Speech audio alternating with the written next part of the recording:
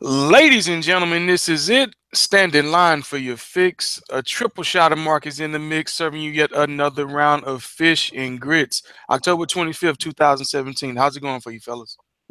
It's going beautiful. Just another day in fantasy. Man, I'm still kind of sad over a 2 point loss that I took the other night. Carson Wentz did a great job of bringing me back, but that pick that he threw made me lose the game. Yeah, I'm with you. I had a heartbreak. I'm like, cause you can throw it to anybody except Jordan Reed, and here he goes throwing it right to Jordan Reed. It's like, all right, cool. I'm just gonna, I'm just gonna Well, swallow I'm this. trying to tell you, I was there. I was down by, I think Carson Wentz got me 38 points, and all I needed was 40, and I would have beat this guy by point 0.5. Yeah, So sad. those heartbreak hotel moments they do hurt especially in fantasy. When you're just so close, you watching on Monday to the wire, you just lose. It's like, Yeah, buddy. all Those right, hurt the worst. yeah, because you watch the whole game for no reason. Like, all right, I got a chance. I'm up by 25.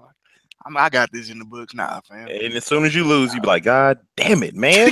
I was on such a good high. Or especially them Thursday night when you had like Amari Cooper and he went off, and then you had maybe started Derek Carr, like, oh shit, I'm about to whoop whoever, and you lose, you be like, damn. Man, if somebody lost with Amari Cooper and Derek Carr, they need to Oh, quit. it's somebody who lost They, with Amari Cooper and they, Derek Carr, but I ain't gonna say no names. they need to stop playing 2 days. Mm, Dude I playing against mm. had Amari Cooper, but then he had T.Y. Hilton. Mm, I think he had Jay Ajayi. I forgot who else he had. his number stinkers, huh? Oh, and he had Jordy Nelson. Oh yeah, man. They Ah. stunk it up for him. So I was like, and I played against him. So I was happy, man. I was on low for a whole couple of days, and then was on a super high on Sunday night. I feel you 100%, man. But as usual, today's episode is brought to you guys by draftingsleepers.com. Again, draftingsleepers.com. If you have any fantasy questions, log on to that site, input that question. We're going to answer any and all fantasy questions that you guys have for us in the 2017 season. Man, we're going to kick it off with a little bit of the news and notes. It was just a lot of linemen that went down this weekend. A lot of linemen, even A uh, historically good line yes, went down. Oh a yeah, Hall a of really Fame. good lineman, a great Hall of Fame. lineman. We talking about Jason Peters, not playing Joe Thomas. Joe Thomas, man, my man's out for the season. But man, they did lose Jason Peters too. Philly, how you think Carson Wentz gonna hold up without about his big left tackle? Man, I think he'll be all right because what I like about Carson Wentz is he has the big man. I want to say escapability. You know, you never count him down because remember that one time they were just about to sack him and he Man, he slipped up just out of skate. there. He skated up. He skated up out of there. Look at this magic man out here. I thought he's playing Streets of Rage for a minute the way he was going. He wasn't playing no games. So I think Brandon they'll be Scherf. all right. I think this is going to be struggle. The run game is going to struggle. I think this is where Smallwood is really going to start to get his touches, and he's really going to start flourishing, and he's going to have a uprise in his game. In my opinion. Also had Brandon Scherf go down in that same game, the guard for the Washington Redskins. Seen Carson Palmer get hurt. They say he may return at the end of the season. He need to just Nah, he's over. he need to sign those retirement papers and lay it down. It's over, man. You might as well leave. How is he? Like 36, 37? Yeah, it's time to get him out Yeah, of here. it's a wrap for him. Smoking Jay Cuddy got Who hurt you as gonna you. replace him with? Nobody. Blaine Because Gabbert. Blaine Gabbert, but they said So they're they ain't going with got no choice. So they're Carson going with Palmer will be Stanton. back at They're the end going of with the season. Stanton or whatever his name is. Stanton, whatever his name is. Drew Scanton, whatever his name is. Yeah, Garbage. so they'll still be going with Carson Palmer at the end of the season once he heals up from this fracture. But I'm just like, you might as well already count the season as a loss because you're not going to do anything no time soon with the offense that you have. We're putting either quarterback in there, in my opinion. Oh yeah, that's a wrap. But We've seen all.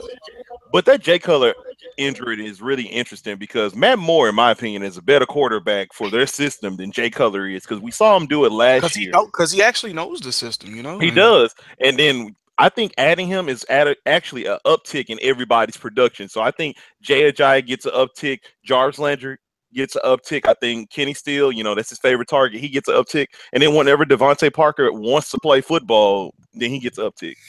no doubt, no doubt. I think the injury that hurt me the most personally was Malik Hooker, man. He was playing some damn good ball for the coach. Coach didn't have a lot of high things to look at in their season. I feel like this was the best thing they had, and to see him go out for the season with the knee ligament, it's like well, they're gonna have to find something else back there in the backfield. They were already struggling, so Yeah, man, exactly, it's exactly. time to put Marlon Mack in. Let him out. Yeah, that was the running back. Yeah, I'm in defensive backfield, but yeah, but Marlon Mack, he been taking over. I think it's time for Gore to move over, and we pretty much been seeing that the past couple weeks. I think Man, it's but time for him to take over. I think it's time for him to get an uptick. Yeah, you know what you have with Gore. You're really not going. The Colts are going nowhere fast. I know they look like they're still in the running, but with the way that offensive line is handling up, and then like you just said, losing key defensive players because your defense was playing way better than anybody expected. It's time for them just to go and see what they have in their other weapons. So let's see what Marlon Mack got because he has the. I mean, he looks impressive to me. no, he looks damn good, and like I say, he's been out snapping Frank Gore, so I feel like it's time for Frank to move over. I mean, you pretty much you brought him there to make a Super Bowl run. You didn't make that run, so why is he there? Yeah, Now that's true. he just collecting stats for no reason. I mean, Hey, get them stats. Pat that stat. he get his stats, but he can get it somewhere else. I mean, not for that. That's true. I wonder where could Frank Gore go? That would be smart. I think the coach should do something like that. Trade Frank Gore off and take him to a team that needs him. That is on the up and up for a playoff run. Philadelphia. Philly. I was just about to say Philly. I mean, Philly would be nice with him. He'd be a good goal line back. Come in and give him like what 15 touches. I would like that. Yeah, But he's not better than him and Blunt Blunt can right share now. 22. But Oh, him he's and Blunt not can better share than Blunt. 22 carries. Yeah, they can share 22. Give Blunt 15. Give Frank Gore 7. You'll be all right. You'll be So good. you're taking away from Smallwood then. Oh, he can stay in there. Oh, he's the You can third. still He's the run third. him. He's the Yeah, third back. he's the third Like, down.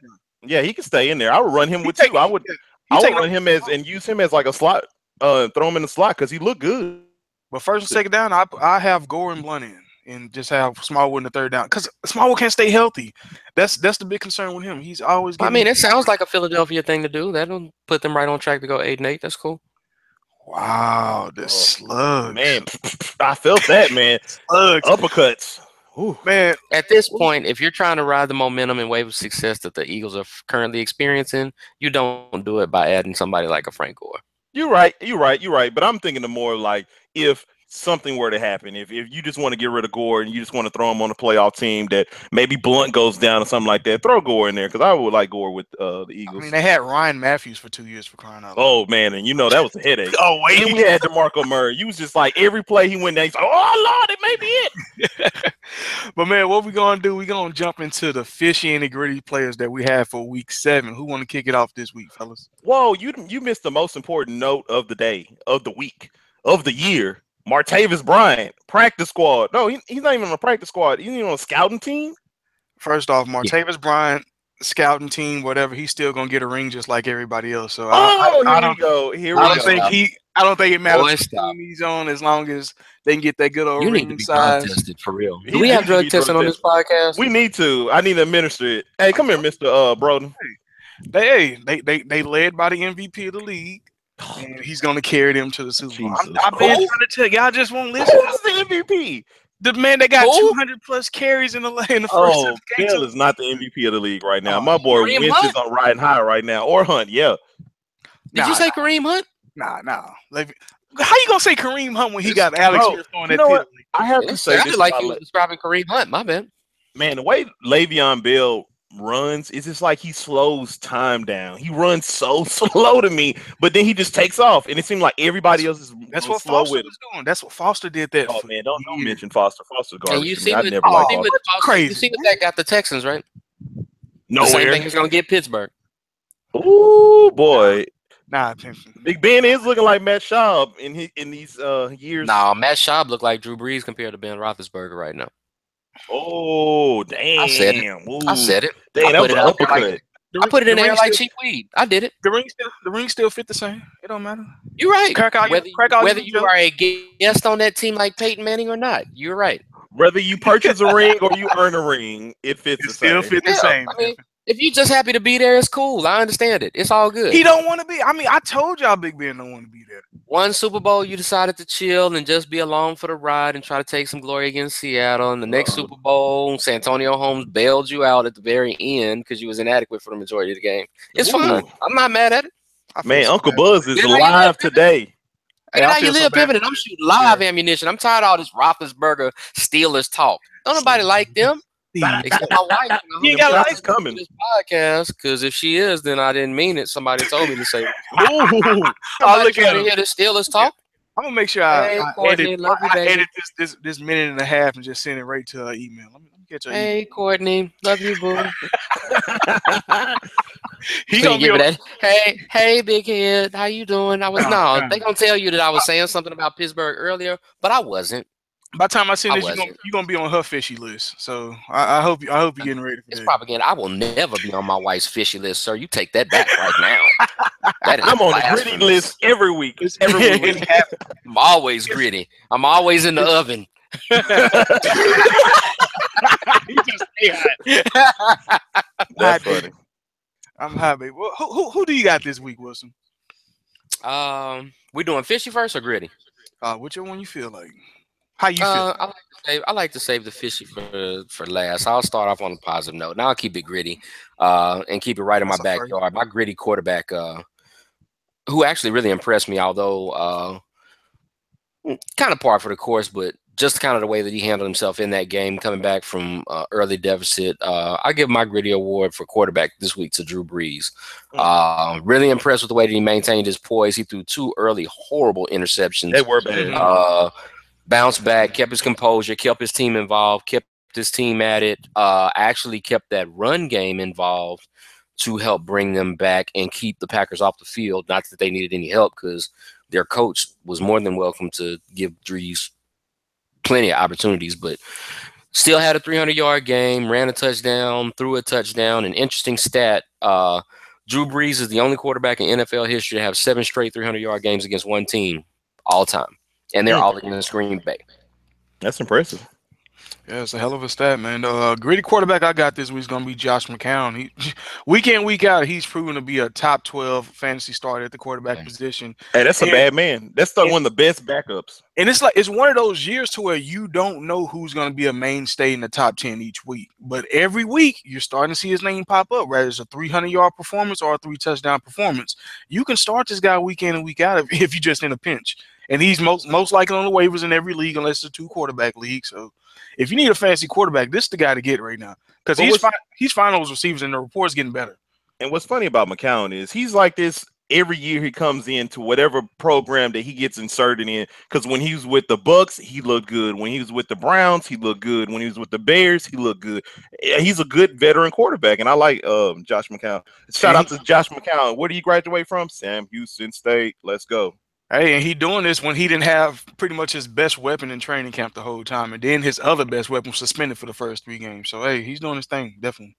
And then for the gritty quarterback I had this week is for my boy Mr. T-Mobile, Tyrod Taylor, doing it big against Tampa Bay. I did predict him to win that game. Shout out to the Bills for giving me that win and that pick 'em. I picked against the spread. Everybody picked Tampa Bay. I went roll with my boy T-Mobile and McCoy. He held it down with 268 yards and a touchdown. But what I like about Tyrod is he had 53 yards rushing. That's the thing that I love the most. When my quarterback. When my quarterback can run and give me those type of productive numbers, I love it. And you know what? I like to let people know that he has a very, very soft schedule. So he's the number 22 quarterback right now on the year. Guess what? I can see him being three straight home games. 3 straight home games. He's comfortable at home. Yeah. So when you brought him. Yeah. He's gritty. And then for the running back, I want to keep it in the same Bills family as my boy LaShawn McCoy. Everybody's been questioning LaShawn McCoy, talking about does he still have it? He hasn't been scoring any touchdowns, but he went ahead and got you two this week. And I'm down to say that he's gonna give you 2 this week too. And I like to say that don't shy away from LaShawn McCoy, because just like Tyrod Taylor, LaShawn McCoy has a soft schedule. So I see he's gonna get it going. He's gonna turn it up a little bit, and he's doing it good in the receiving end. 5 for 31. I love those type of numbers from running back. Yeah, definitely. He's doing his thing in PPR, no doubt. The gritty running back that I have is going to be running backs from Jacksonville, because it seems like the coach is finally realizing that, hey, we got more talent than just Leonard Fournette. I don't know if it's going to draw a full-blown committee, but I guarantee you some of those running backs, or at least one of them, is going to be getting the extra 5 carries if they don't combine for 10. It's going to take away a little bit from Fournette, because they realizing that, hey, we need Fournette for the end of the year. Fournette's going to get all the grinding yards in December.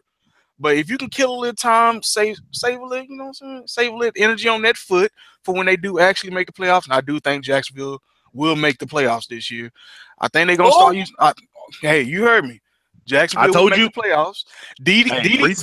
Dede Westbrook is coming back. So, a lot of people forgetting about both of the wild cards are going to come out of the AFC South then? Both of them, bro. I believe so. Both of them. The way it's looking in the AFC, both of them. Hey, but let me ask you a question. I've always been a fan of TJ Yeldon, even dating back to Alabama days. Roll Tide. Him is I heard that the coach came out and said that they were, or reports come out that they were trying to feature him so they can trade him, which is pretty smart. What the problem is, he hasn't been active because they only go into the game with two running backs, which is smart because you need more depth on your line. You know, you want to run your linemen in and out. You really don't need to run your running backs in and out. They was good with the two-man rotation. So yeah, they're gonna start featuring Yeldon. If they can get something for him, it's gonna be even better. I'm gonna tell you right now, if I'm Jacksonville, I'm dialing up Pittsburgh right now and say, hey, would you like TJ Yeldon? We'll take Martavis Bryant. TJ Yeldon, if Honestly, Le'Veon Bell ever goes down, he could carry that because he has the same other similar type of running style like Le'Veon Bell. Yes, it's a cheaper Walmart version of it, but he runs kind of the same style. And if you put Martavis, they need a deep threat because Hearns is not doing it. Hey, that's why I say Westbrook coming back. But honestly, I try to trade Ivory. I'd want to keep Yeldon because he's still under that rookie contract. You gave Ivory all the what? big bucks. But what I try to value are you get gonna get Yeldon. for Ivory? He's already been a journeyman. I might as well go with the He guy has who's he has been a journeyman, but if Fournette was go down, I'd much rather have Yeldon as my backup than a Chris Ivory. man. I seen Yeldon for many years when Fournette wasn't there, and I'm not impressed with what he's done. So hey, we're just gonna agree to disagree on that one. But I can see what you're coming from. Yeah, just to save him a little bit of money. They paying the defense all the They money. both Shit, you black, might as well. so it's all good. Go for it, Wilson. Gritty running back and wasted effort. It's a popular theme for me because I'm grumpy Hey, get this him. week. I'll give it out to my own running back, Green Bay's own Aaron Jones. Missed a two-step out of UTEP. Another day, another 100-yard game, less than 20 carries. Involved in the passing game as well. Did everything that he was supposed to do to keep his team in the game, but unfortunately his coach let him down. So all for naught. But It's amazing. nevertheless, great job by the kid. It's amazing we talked about that preseason on our show. We talked about that Jamal Williams could have been the breakout, but it's amazing that he got hurt and the opportunity swang Aaron Jones' way. And They I both told y'all the most explosive back out of all of them that they drafted was Aaron Jones. He's a sure Green Bay did. type running back. He's small, he's shifty, he's got that low center of gravity, he's that jitterbug. Green Bay has never ever profited from big backs or more traditional style backs. They like more scat backs because it fits what they do in that improvised West Coast scheme. You need a guy that's going to be more Amon Green in that system. And to me, Aaron Jones has done the best job at running back, running the ball and being explosive through the hole that I've seen in a Packers uniform since Amon Green was there. I like it. What you got at receiver, my man? For receiver, I'm going to go with the man that made good old T-Mobile get his shine on this weekend, unheralded, first time ever, I think, mentioned on this broadcast in any way, shape, form, or fashion, and that would be one Deontay Thompson. Nice call. Showed up big in the passing game for Buffalo, helping them keep them chains moving. Wasn't too flashy, wasn't an Amari Cooper type day or anything, but it was enough to keep them in the game, to keep them viable, to keep them honest on that passing game. Kids stepped up in a big moment, and I'm honestly intrigued to see how it goes moving forward because outside of Clay, T. Mabel may have found himself another guy to go to in that passing game. Because Zay Jones show ain't doing it. I don't know what he's doing. It's Jordan Matthews. Yeah, Jordan Matthews Let ain't me doing say nothing. it again. Let me say it again real quick. Who? That owl is out tonight. That's for both of them. That's for both of them. Bruh, like a double shot of who for them. Like, you talk Who, about who? disappointing. The Colombian shot. You got. Yeah, I mean, you would have thought that these guys would have been instant Something. contributors just on the Just simple fact that they had something. no competition. Yeah. I mean, you had no competition. Exactly. Not the case. It's not the case. And the gritty wide receiver that I have this week is Mr. Mohamed Sanu coming off that injury that he was facing.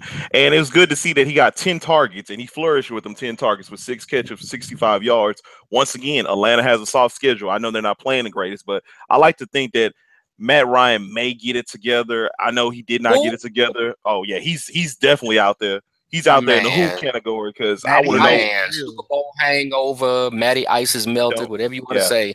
He is night and day different from last season. He's melting like them polar caps or whatever they call it.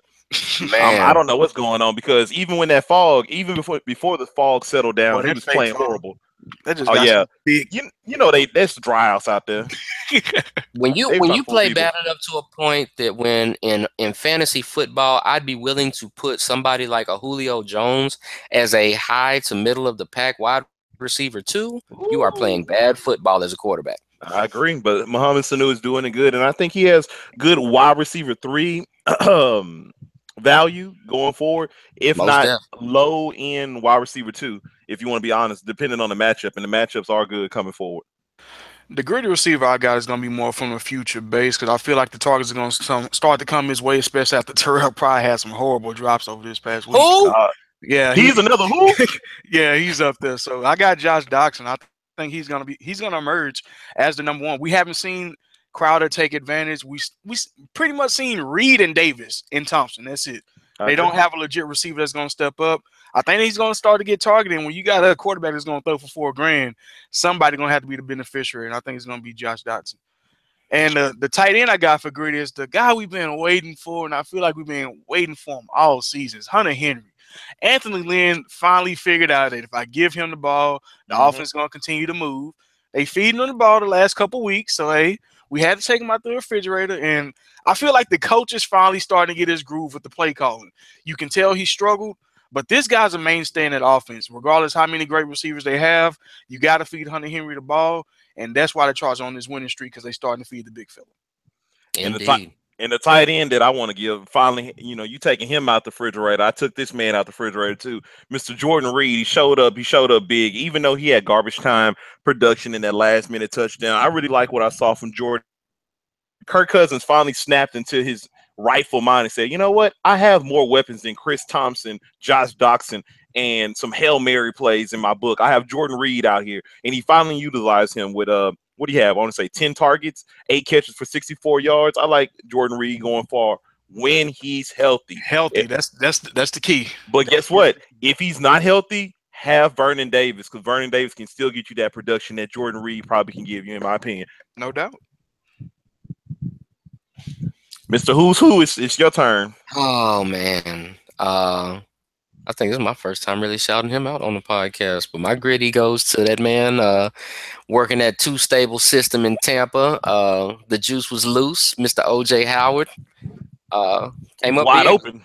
giving them splash plays. That's his role. That's prospect in the The draft. Aaron Hernandez in that tight end system right now. Weekend was very impressed, taking advantage of the opportunities that he gets. That's always good for a young player. Even if you don't get the most opportunities that you want, when you do get them, that you make the most out of them is how you get more opportunities. Let me ask Man, you guys. Let me ask you guys this: go if for it. you're the Bucks, would you pay Bray the money, or would you just try to bring in someone else alongside OJ Howard? Oh, I'll pay Brait. You I pay pray Bray Bray. also? He looks good, man. The No, dude had he looks damn good, but they gonna have to In this in fork out this some day money. and age, That's in top this tight day end and age, money. when you go through and you talk about be most effective against modern day defenses, modern day defensive schemes. The last wrinkle that you have right now in the NFL that's one of the hardest things to figure out is how you stop a team that actually has two gifted tight ends because it creates so many wrinkles in your coverage schemes. It's automatically going to put the defense out of position as far as who they cover because they're either going to put too many defensive backs on the field or are going to take the chances on getting burned by their linebackers. That's a gift that you don't want to squander when you have it, especially if you have a good enough trigger man that's going to take advantage of those situations. There's no way if I have a combination like Brait and Howard that I would split that up anytime soon. And and going forward. the best And, thing is they got the fifth year option, so they can just pay him for like 3 years, and then by the time it's ready to pay Exactly. OJ, hey, I see you, Bray. and then also going forward, if they were to lose Deshaun Jackson to like maybe injury or he doesn't want to stay with the Bucks or they want to get rid of him because his contract is what for 2 years or I think it's a 3 year contract. You still gonna got them two legitimate tight ends, and then you have Mike Evans. I mean, that's three good weapons right there. You got And Humphreys got out one there. too. Yeah, got one. About to say, and you got Humphreys in there that's actually Exactly. starting Looking to show good. improve. He looks good. So you might as well, hey man, since we've been on a positive note, we might as well get to the fishy people of the week. And I'm Let's gonna go ahead and cover these noses real quick. oh man, this guy right here, man, he didn't stink. He actually looked good on Thursday. He looked damn good on Thursday. And that's one Derek Carr. And the reason why he's making my fishy list is for the simple fact is he does not do good in divisional games. And going forward, he has a very tough schedule after the bye. He has Denver, the Giants, Kansas City. Dallas always going to play him hard. Philadelphia. I'm not confident in that, and I'm not confident in Amari Cooper giving me double his production in one game. So that's why he's on my fishy list this week. Cooper. Whack. My bad. I'm telling you right now, man. Cooper is I hate that guy, man. I swear, when I saw him, I was playing against him. I said, "Watch this dude go off finally against me." Man, he got me back in my dynasty league, and I made a trade for Joe Mixon. I'm coming back for him. Coming Oh, back. you got Joe Mixon? Nice. Way to flip that. Hey, I flipped Martavis Bryant for Joe Mixon. Shout out to Man, me. that's a golden trade. Yep. Ugh, gross. Who would want Martavis Bryant? What? Well, After all these reports? I had to throw in Shouts out. Tyler Lockett Shout- and Isaiah Crowell. Shouts Yeah, out to that's even DeMarcus worse. playing in fantasy leagues with a bunch of retards. Good job. Really? That's too much. That's two other farts. Crowell? Ugh. Hey, I got that mouthpiece, man. I need to Lockett. It's All right. it's a return league. It's a return league, so you got the return. Oh, okay. They got some value. I Yeah, see Crowell having value going forward if the Browns finally get it going. But the fishy guy I got, I'm sorry, Wilson, but Brett You good, Hundley baby. is like it's nothing against the kid. I like the kid out of UCLA, but he just didn't look too good. He didn't have that same He command. didn't I have know the he's in there watching. opportunity to look good. It's the but coach that's a fault. whole different story. I mean, I have no problems with it. I would have made him one of my fishy guys too. But for me, being fishy is the fact that I'm so pissed off at his fishier coach. Mm-hmm. Yeah, but hey, I like I said, I like the kid, and I didn't really want to put him on this list. But going forward, I don't think he has fantasy value. I just don't think you can start him week in and week out. You're not going to get those 3 touchdown, 4 touchdown game. I think this is going to be a running team going forward. I fully expect they're going to hand it off to their running backs 25 plus times total. And I can see that. that's how I think the Packers are going to roll for the rest of the year. So yeah. fantasy wise, I wouldn't start Brett. He's still gonna have that rushing touchdown. He may throw for a touchdown or 2, but he's not gonna have a high floor if you're looking to win a week. You know, a quarterback is gonna win you a week. I don't need somebody that's gonna hang around in there. I'd rather get Josh McCown. Well, let me tell you from a insider standpoint, because Packer Nation was not too thrilled with the way that McCarthy decided to handle that situation. You can go through and you can lose, and that's great, or you can go down swinging and actually put forth some effort. At this point, putting a leash on Brett Hundley makes no sense because you've already gotten the worst result that you could twice. So what's the point in keeping training wheels on him? Get out there, let him do what he needs to do. And it's mystifying to me and other Packers fans because of the simple fact that if all else fails, play him in the same exact offense that he played at UCLA. He's got the same type of personnel. He's got the scat back there, a la Paul Perkins or whatever. Let him sit back in that pistol or shotgun formation. Let him do his RPOs. Let him do his progressive reads. You got enough talent at wide receiver that you can kill them with slants and skinny posts all the way down the field. There's nobody else that you're going to play harder than the folks that you've already played. And you don't have anything else to lose because you're in the middle of a 2-game losing streak. So that's on McCarthy. But I agree because Hundley, by default, of his skill position talent should be good for about 2 touchdowns a game. But that all depends on how the coach calls the game. Exactly. I agree. So, I mean, you got the quarterback, Hundley. Who you got, Wilson? Oh, brother, we gonna keep it straight on my mission, my assault. Y'all are gonna pay for making this bastard think that he was as good as my quarterback, and that would be one Matty Ice. Get him. Hell, you go through and you the only dude. Like New England's defense is the thought that everybody in school and got some play from and hit because they all got 300 yards on that. Mm-hmm. You the only dude to put your Mac down and you didn't get the number at all. Pathetic. Left you on the field. You the only dude to put your Mac down and didn't get the number. He coming to the circle like I lost. I ain't Be like, getting oh man, but you the reigning MVP though. I know you got the number, player. You got nah, bro. I didn't. Nah. She got a phone. Man, you had to put 4 touchdowns on her. Nah, I got 1. She didn't like my outfit, dog. I didn't. What? Yeah, she couldn't see me in that New England fall. She didn't like my throwback.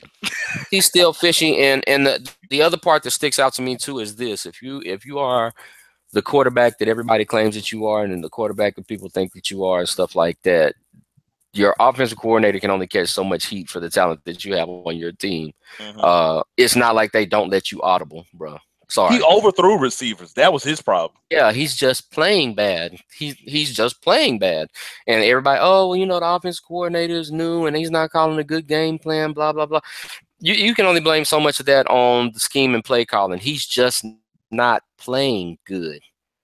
And I know your fishy quarterback, and I know usually we go, you go to the fishy quarterback, you go to the fishy running back. I want to do mine right quick because my fishy running back goes with your fishy quarterback, and that's one Devontae Freeman. And the only reason why he's in the fishy category is if your quarterback is doing bad and the coaching staff doesn't have the common decency or the common sense to say, you know what, let's lean on the run game more. And if they can't do that, that's a problem. And that devalues Uh-huh. Freeman more. Why are you using these trickery dumbass plays when Freeman is known to be a good red zone running back? It's crazy to me. Me personally, I have faith that Freeman's going to get it together, but I'm taking that risk because honestly, their offense looks horrible, and So that's basically, what you're saying is that they doing the same kind of play call philosophy that they did in the second half of the Super Bowl. oh, yep, that's what it sounds like. It's like, oh, you know what? Freeman just ran for 7 carries for 48 yards. Let's not give him the ball anymore. Let's Because let he was Matt Ryan he do was it. actually gutting New England at a certain point during that game, and they stopped running it Third quarter. again.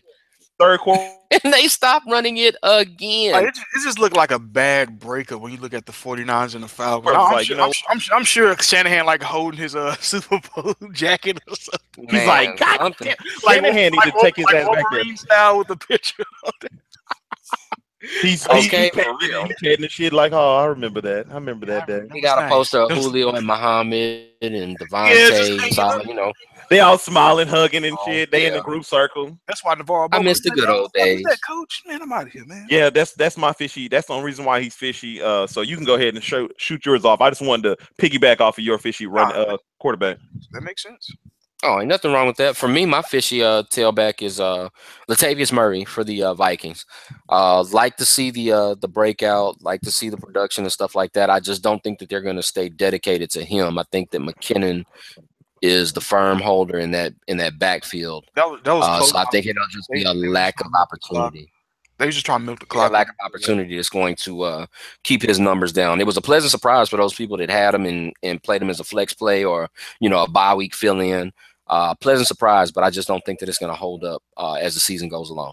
And he looked good. So, and then I have that same thought that you had, but I also have this other thought that he was hurt in the first couple of weeks with the ankle injury and stuff like And that. still recovering. Is He looks is healthier. he healthy now? If he's healthy and they did pay him, they may go to him.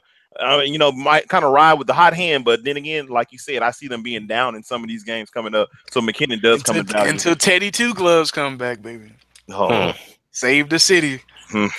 Save the city. Here we go. Yeah, Vikings choke again down the stretch. Yeah, I can see it happening. Like that. Teddy trying to have this redemption story. You worry Hey, about Teddy gonna come back and He ride can that redeem wave. himself all he wants to. he gonna can take redeem the himself gloves offseason. off on y'all boys. Y'all gonna piss. Hey, he could have. He take the glove off, he lead the league in fumbles. I'm not tripping. It's all good.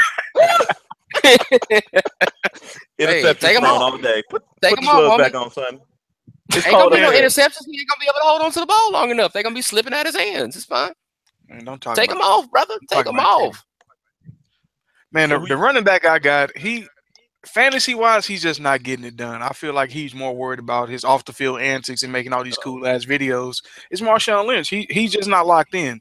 He's not locked in at all. And I feel like he's killing a lot of fans. This dude was a third round pick in most leagues, if not higher.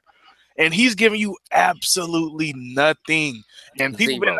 people been holding on to him off name value. Like nobody want to drop Marshawn Lynch. Nobody want to trade Marshawn Lynch. Like damn, he beast mode. He may get a 60-yard touchdown at any point. But at this point, you can't do nothing with him. I feel like he's droppable in most leagues. If you don't have the depth, keep him.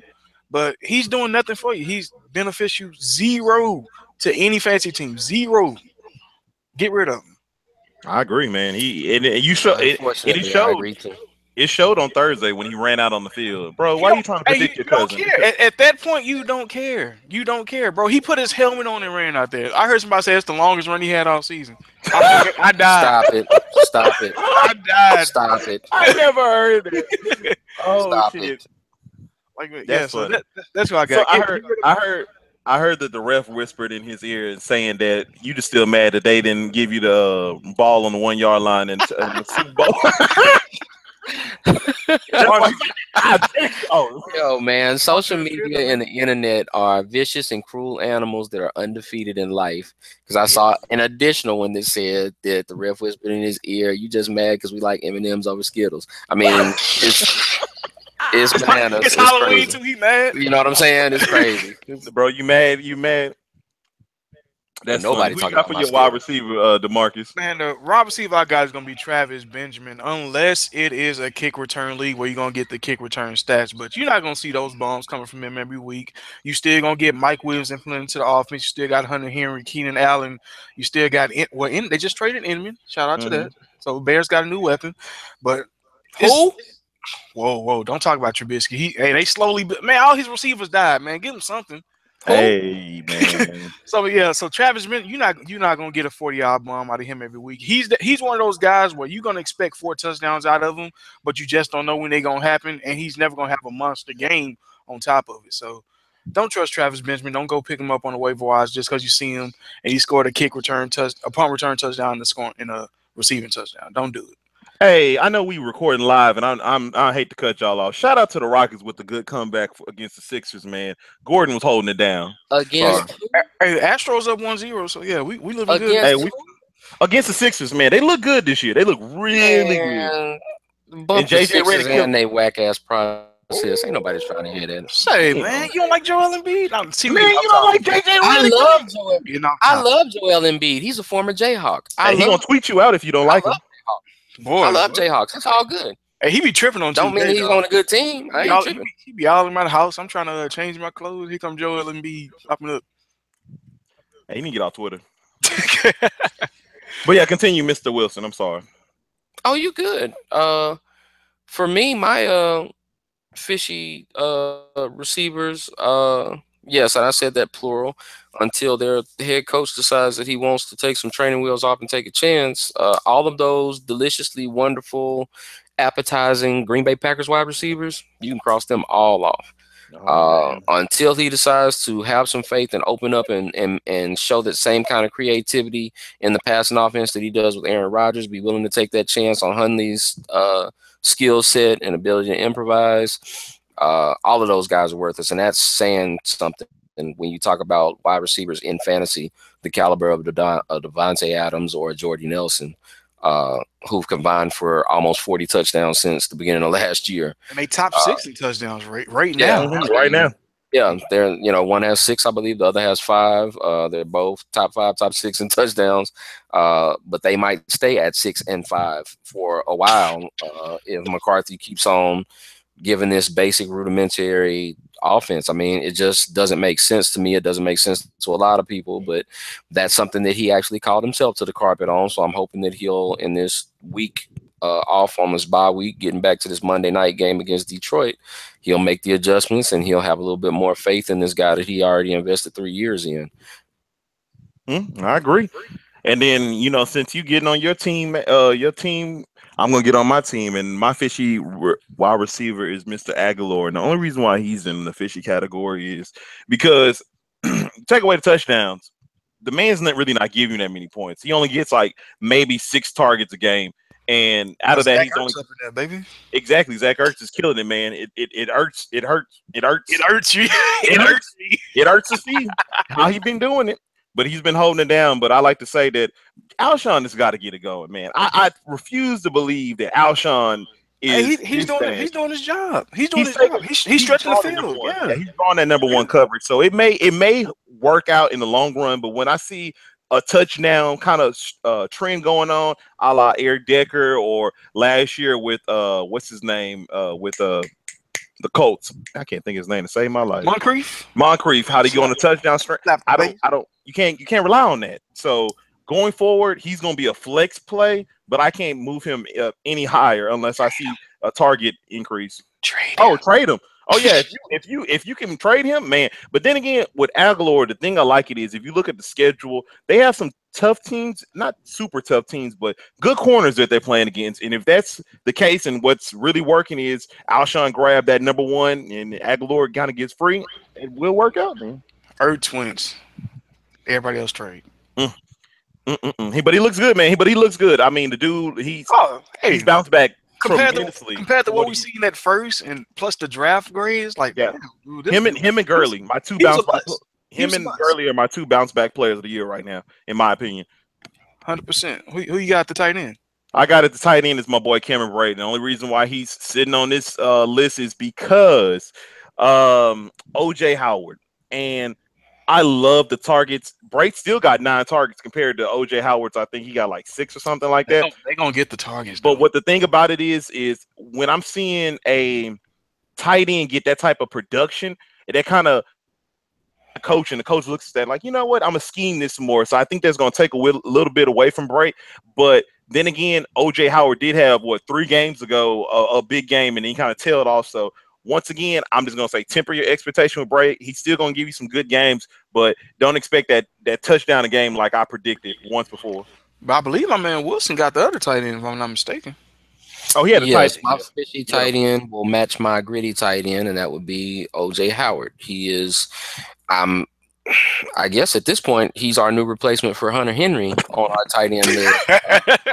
Yeah, we gotta get And off it's not his any head, it's huh? not any fault of his own. It's just the fact that again they have a great tight end system and splash play tight end a la Aaron Hernandez, and Cameron Brate is going to be your Gronk, your chain mover, your third down security blanket. So just off benefit of targets alone, mathematically, he doesn't stand a better chance than a Cameron Brate does.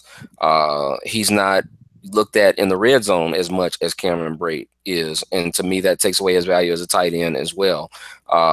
He's great from 20 to 20. He's great to get you those chunk plays, those big gainer touchdowns. But when you get inside that 20, that 15-yard lines, Jameis looks for Evans Brate and Brady. religiously. It's Evans Evans and Brate, and that's it. Yes, sir. So it's not an indictment of him. It's not an indictment of his play or anything like that. I just think that it's a lack of opportunities on the way that they run their scheme and on the tendencies of the quarterback that puts him in the fishy category for me. No, I'm with you. He was probably my secondary pick, but for now, injury concern wise, I picked Delaney Walker.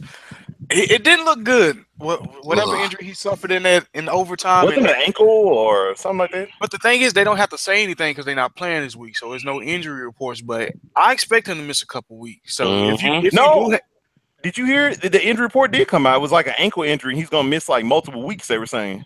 so they say he is gonna miss. Yeah, they came out and said he's on. That's why they're gonna try to insert Corey Davis when after the bye.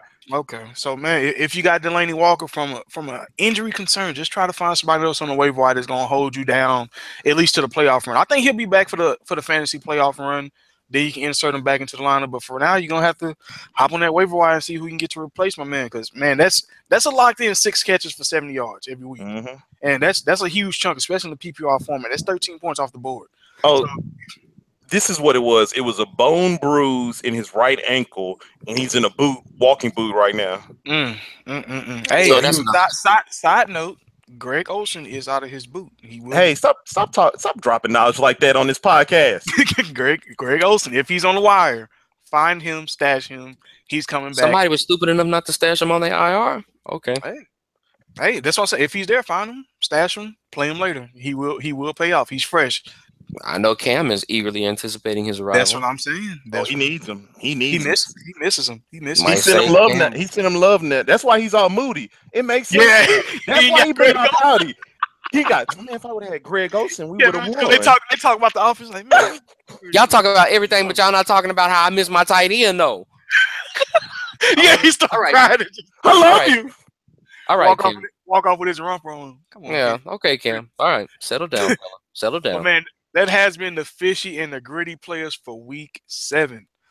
Now we're gonna kick it off with our oven, microwave, and refrigerated players for week 8. Who want to kick this one off, fellas? Let me go ahead and kick this off and stay in the oven with one Josh McCown that you was giving so much love to in the earlier portion of the show. And the thing I love about my good Sam Houston alumni is this guy is Eat 'em up. he's Eat 'em up. always holding it down. He's always holding down. Let's look at the numbers against Cleveland: 194, 2 touchdowns, 1 interception. Then he had New England 354 yards and 2 touchdowns, 2 interceptions. Miami 209 and 3 touchdowns, 1 interception. Oh, guess who he's playing this week? The lonely, sad, trash ass Super Bowl bust Falcons.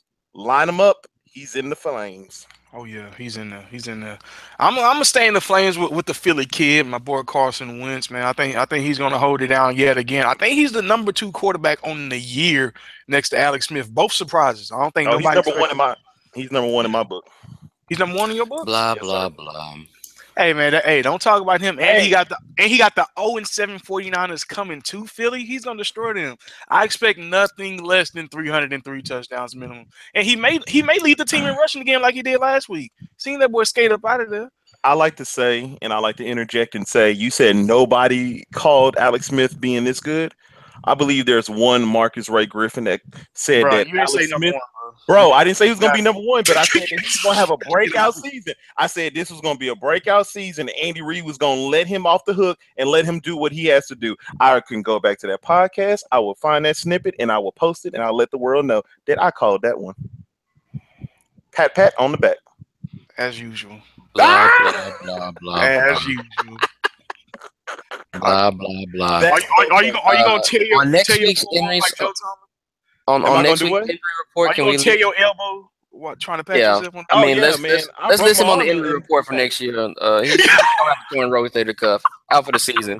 He needs Tommy Alex- John surgery, excessive patting on the back.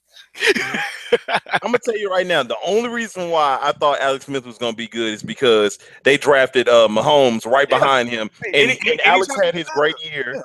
when Kaepernick came in there, and I always remember that because that was the most interesting season I saw the 49ers. Because I was like, damn, I never knew Alex Smith was this good, and then he just turned back into He's, Alex Smith. I was like, you he's a Cinderella competitor. motherfucker. He's a competitor. What can you say?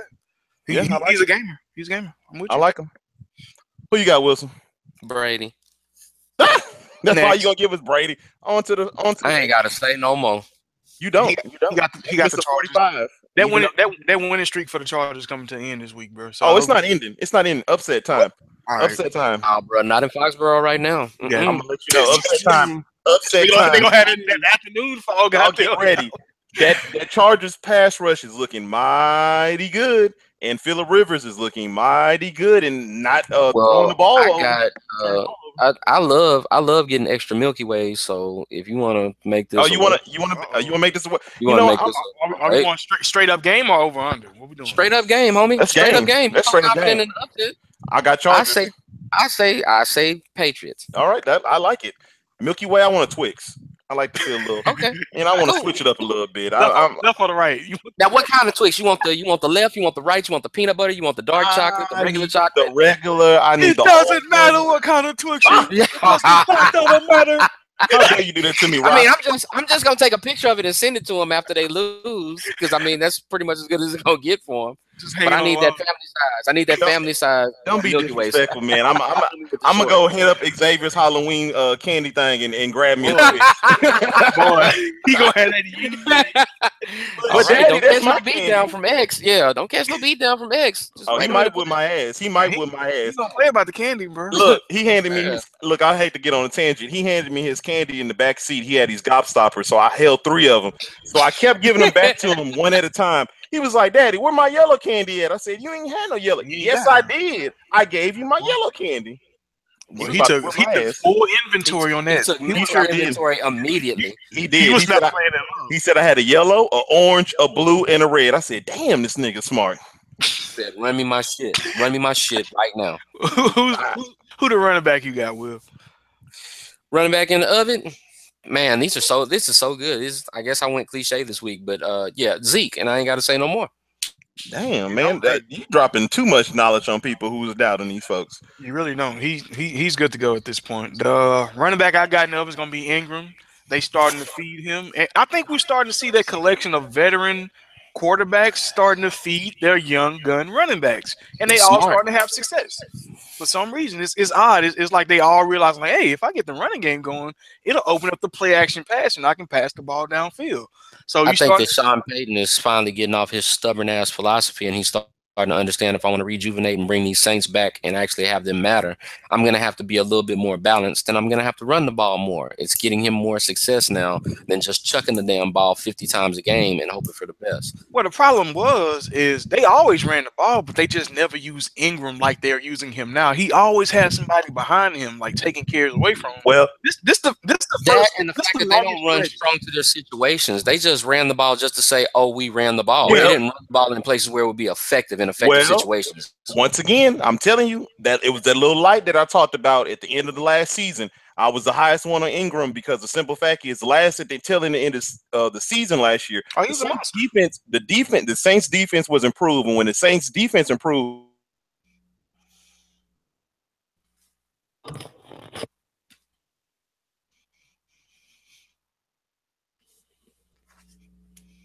So when they got Adrian leagues that we're in, and I got James White, even though James White is good, but Ingram, when Sean Payton, when the defense is good and you don't have to rely on Drew Brees, he kind of goes to the run. So I see what y'all see, but I truly think that Ingram, this is the year that of his breakout, and finally people can stop calling him the Bama bum that ain't did shit. So don't throw Well, him in that the. would be bro. Trent Richardson, so that's not a Oh, they nickname. was trying to throw him in the category with Trent Richardson this year. It was people that a lot of fantasy people that was really throwing him in the trash. They were saying Adrian Peterson gonna take over. Ingram, they only got AP because Ingram was falling off, and I truly believe that Ingram has a talent. I don't understand why they got AP for whatever. And guess who's gonna be a free agent coming this year? So somebody about to get the big bucks.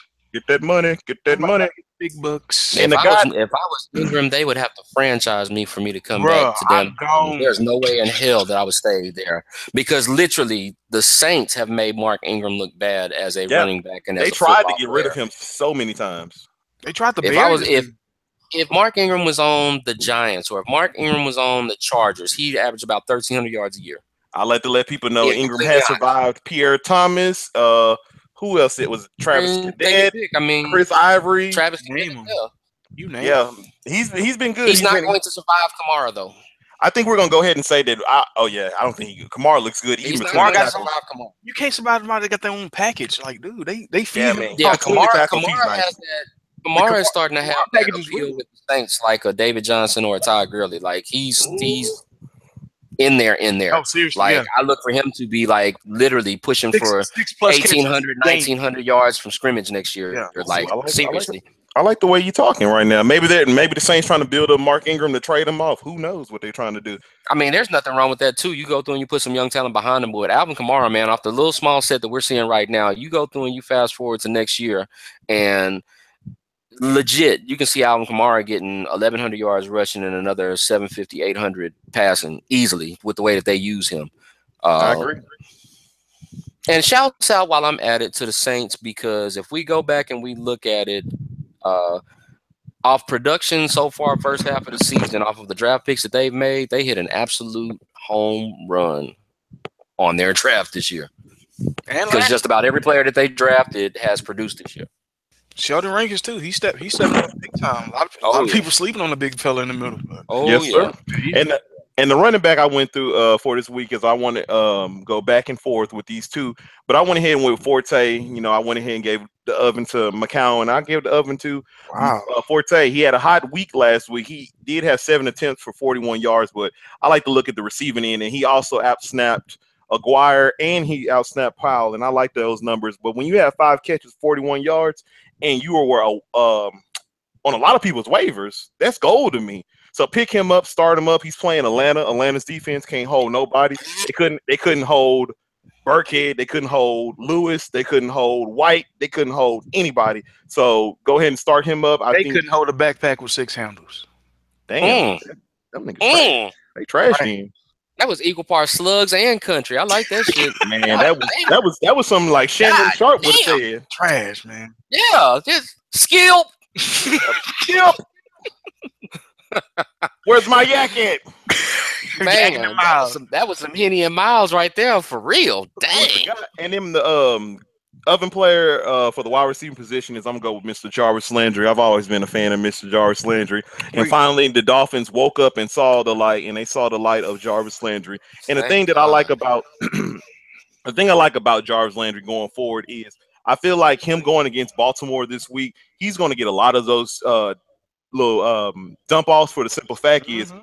that Ravens defense is still legit. I don't care what the offense look like. The defense still comes to play, and they come to play every Sunday, Thursday, whatever day they have to play on. And I think they're gonna give what's his name, Matt Moore, some fits. And when you are in trouble, you don't have a catching running back, you're gonna throw it to the next thing closest to you that catches, and that's Jarvis Landry, and he's Mr. Reliable. So put him in your starting lineup.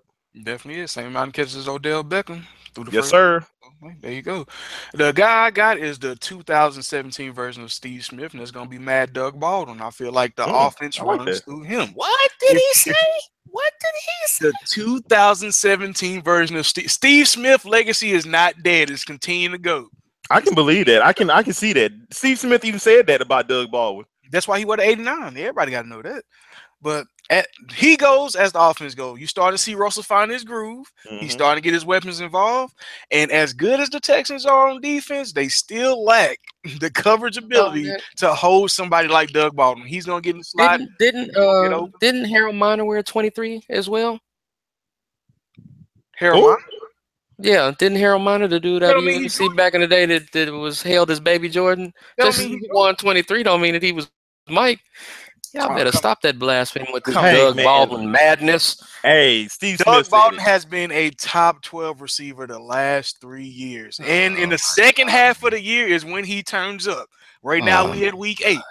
Right He's a now grit we and Oh. at grind. week 8. He's a So grit and grind wide Turn- receiver like You Steve only put Smith. him on this list because you knew he was playing against the Texans secondary. And he He just ain't traded for no Doug baller. Baldwin. That's the only reason why he put him He on the ain't, list. yeah, he nobody ain't no You ain't baller. fooling nobody. We see the It's propaganda. it's the We see second the half hype. propaganda. It's the second half hype. Second half, Doug Baldwin is going to get at least 8 touchdowns in the second half. Watch That's it. Man, second Look half, Doug Baldwin rolling his ankle, first quarter. Oh no, ooh out of there. come on, man, Texans not at win home. 33-10. Russell Wilson 5 sacks on his ass. See, I'm now, just now I playing, can't, I Doug. can't even be Doug, mad at that. Mr. Baldwin, Mr. Baldwin. I'm just playing. I don't wish that juice on you. Yeah, I don't wish that. I just said that to be spiteful Don't to you put DeMarcus. that on me, That's all. Ricky Bobby. He fight his teammates. That was just for DeMarcus, not you, not He you. fight his teammates. You want to play it like that? Oh yeah, man. He was squabbing. That's somebody you don't want to fight. Oh, who you got at receiver, Will? Man, this is getting comical the way I can just spit this out. AJ Green. I ain't got to say no more. I love it. I love it. I love it. I love it. But I do not love his quarterback. But I do like his quarterback for Let's go. this week. This And week, the I tight love his end. quarterback against the Colts. And you know what? And Who you know does- what I love about it is you said AJ Green, and I thought to myself, who else is on that team that I can give some love to? And the person that's stuck in the oven is Mr. Tyler Croft. He had 12 points last week. If Oh, you in a PPR, but guess what? He's starting to get those red zone targets. And guess what? He's starting to lead the team in red zone targets. And Well, guess what? He playing the Colts. And guess what? I just he's like him because he still got last available. name Croft, He's still available in like 90% of leagues, more than which is likely. embarrassing. And what Yeah. kills me is people act like, oh, who's gonna fill in for Tyler Eifert? What Tyler you Croft. mean? It's What simple. you mean? He got the same name. Like clearly, it's LaFell can't catch. When was Tyler participating this season anyway? What you talking about? Fill in. You can't fill in if you ain't been there. they can't trust John. Exactly. So hey, Like it's, Tyler Perry can't have. Look, Tyler Perry can't have his name on the script if I ain't see him in the movie. That's Medea in the movie. Exactly. Exactly. Tyler, it was in there. Mr. Croft is gonna take off and he's gonna have a great game, and you can line him up, mixing up, and AJ Green. Let's get it going. Go for it, DeMarcus. I'm with you, man. The guy's gonna be Jordan Reed. I feel like they starting to click. I think they're gonna give Dallas all they want, and I think he's gonna have back-to-back 2 touchdowns games Hey, by the time this over with. I you think. remember what happened last year? Yeah, 2 that's what, touchdowns. that's what I'm saying. With Bum the shoulder. bum shoulder. Bum shoulder was With the bum snagging shoulder. it. I expect him to fully turn up on those Cowboys on the 3 o'clock game and keeping them in the flames because he Is finally Sean got Lee his back? go-to target. Is Sean Lee back? Does it matter? Oh no, Yes, if he's back, Sean I'm Lee talking about should be back. if he's Sean back, Lee then should be. Rob Kelly, it's gonna mess that up for Rob Kelly. I was talking about, but I was like, Yeah. so with Sean Lee being back, that kind of helps Jordan Reed because that means that they're not gonna be on the running game too much. Rob Kelly out there just yet. I think he's gonna have value, but I don't know if I don't know if this is the week to throw him out there. Okay, I still think it's Chris Thompson backfield until Kelly establishes himself. You don't want to just throw him. Oh, he's back, but we don't know what type of carries he's going to how he's going to hold up. But if he's there, stash him. No I doubt, agree. stash him. I agree, man. We got these great players in the oven. I tell you that. Oh, that oven looking real Thanksgiving like right now. Who you got, Marcus? Close it down for us. the one word because the defense that he's facing is great at pass rush, not so good at pass coverage. Gronk. And Mm. I ain't got to say no more. Okay, he went with them good obvious people. I got you, boy. I feel you. I feel you. I didn't feel like being chatty on the oven today. I didn't feel Oh, like being I feel chatty. it. I understand. I understand. So, are you gonna be chatty with the microwave? Oh, yes. Oh, let's go Oh, for it. Who yes. you got Let for me go on QB? ahead and start. Microwave because he's playing against that vaunted Houston Texans defense with the glaring hole in their back four. I'm gonna go with my cousin and let it hustle like Russell, buddy. Russell Hey, Wilson boy, in that how you microwave. doing? I think the My fact name that is Russell. Last I name think that Wilson. you know what I'm saying. I think that the fact that like we talked about with the Doug Baldwin factor, but the other side of it too is he's kind of figuring out what they are on offense, so he knows what it is that he needs to do to be able to maximize their efficiency. And I like the fact that he's still kind of pushing the issue, and it's actually had some better results with keeping Jimmy Graham involved in the pass offense. And you know what the I actually biggest look thing for them to is? have a What'll big make him 10 times better once they finally get CJ Proslice involved into the offense. Oh, well, bruh, guess what? He's hurt again. So, yeah. bruh. But Yeah, when he becomes that dump two running back, you can't do nothing because he's Man, gonna whenever I have the can't you wait till you get healthy. he's gonna have the middle whenever threat. whenever And he's gonna CJ Eifert can get it together. Yeah, Easy. See, what is that? What is his name? CJ Embiid. yeah. You know what I'm saying? Something. he said CJ. CJ But Foster. I look for Russell to take advantage of both the Texans secondary and that 12th man being at home in Seattle. I look for him to put up some good numbers rushing and pass. And the guy I got in the microwave is the guy that the Bucks could not stop. Tyrod. The Bucks haven't been able to stop anybody. And last time I checked, Mr. Cam Newton, Mr. Emotional, I'm crying on the press conferences because Greg Olsen is still gone. I think he's going to have a good game. If Tyrod can have 50 something yards rushing, Cam had 50 something yards rushing against the Bears. I expect him to have a little bounce back. He's been in the fridge many a weeks. He jumped out the refrigerator. You don't know what's going on with Cam. He's in the fridge one day. He's in the oven one day. He's in the microwave one day. But I think he's Cam going. Griffin is lying to you. He is lying to you. You I still think not he's out the going. fridge, boy. He just trying to show you a little bit I of have love. faith in you, Mr. Newton, that you're going to be able to not throw it directly to the other team on interceptions, and I have confidence that you won't be peppering Kelvin Benjamin with targets, and you go to Devin Funchins, who's been looking better in your offense. Thank you, and good night. No doubt, no doubt. Well, the dude I got in the microwave, I can't have in there too long because I don't want it to catch on fire. It's the Red Rifle. Ooh, My man Andy Dalton. Mm. his head is already on fire. He gonna destroy those coaches. I fully expect him to go off for at least 3 touchdowns. I think he's gonna get everybody involved from Tyler to AJ, and I think my man Joe Mixon gonna get that first receiving touchdown this week too. I So hope so. I fully His expect. coach will make sure that doesn't happen. Yeah, because he's hating. How dare you come out here and talk about you complaining about touches? And, Man, you need to give him Yeah, touches. yeah, The man had 7 carries yeah. for 49 yards and never got bruh, a touch the didn't touch. ball in the second half. Come on, Had, dog. had to watch the best running back in the league just run all over them on the All side. over the place. Like, damn, I can do that. Kind of. A little bit, a little bit. He ain't as good, but a little bit. A little So he something. got for the running back. Running back I got is actually gonna be Freeman this week. I'm hoping that they went in there on Monday, looked at the Hmm. game tape, looked at the goal line tape, and said, Hmm. we do have a running back that's good at scoring in the goal line. So I think we're gonna hand it to him this week. Y'all doing jet sweeps from the Jet one. sweeps with Y'all, Taylor Gabriel. What sorry, the hell? sorry, So motherfucker. when I saw Taylor Gabriel Well, come, I I was said, so no, they mad because I not. got Freeman in like 3 different leagues. I was so mad when I saw that BS. I was And, like, yeah, y'all and, deserve and you everything y'all should, but getting right now. this is the week. It's week 8. It's still early, but you want Sean to learn from his mistakes. And I hope you go back and watch the tape and realize that the smart thing to do is hand it to your tailback, get the automatic 6, and move on with the next with the next plays. So I fully expect Freeman to have a bounce back week. And the running back that I'm going with is Mr. Jared McKinnon that we were talking about earlier. If you were paying attention, and the thing I like about him about this week is the Browns' defense or their front seven has really been containing the run this year, and they contained Murray and Henry last week, and I see them containing Murray. The other Murray this week. So McKinnon is going to be the nice check down. He's going to be the one that's going to come in and he's going to be eating this week. So I want to say that give him some love. I know he disappointed you last week, but don't be too hard on the man. He just jumped out the oven. He cooled off a little bit. You just need to heat him back up in the microwave and get him back in your lineup. There we go. For sure. For sure. As the Dodgers yank one out of the park to tie the game, let me Mm-hmm. go ahead and throw this little hint of caution to piggyback off my man Griff's statement.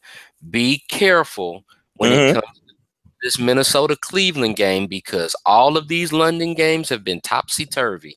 Yes, sir. I would not be surprised because of the way that London has been with crappy teams. Deshaun Kaiser might come out in that hole and throw 4 touchdowns, like 320 yards. It's just been weird like that when it comes to these London games. I don't know what it is about it this season, but they just been weird like that.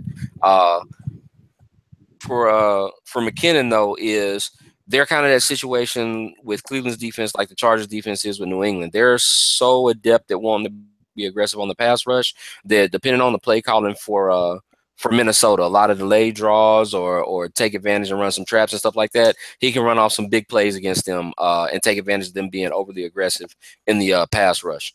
Uh, my microwave guy, I mean, I've been talking about him all season. I'm glad to see that it's actually coming to fruition. Kid that I love coming out in the draft, and that's Kamara for the Saints.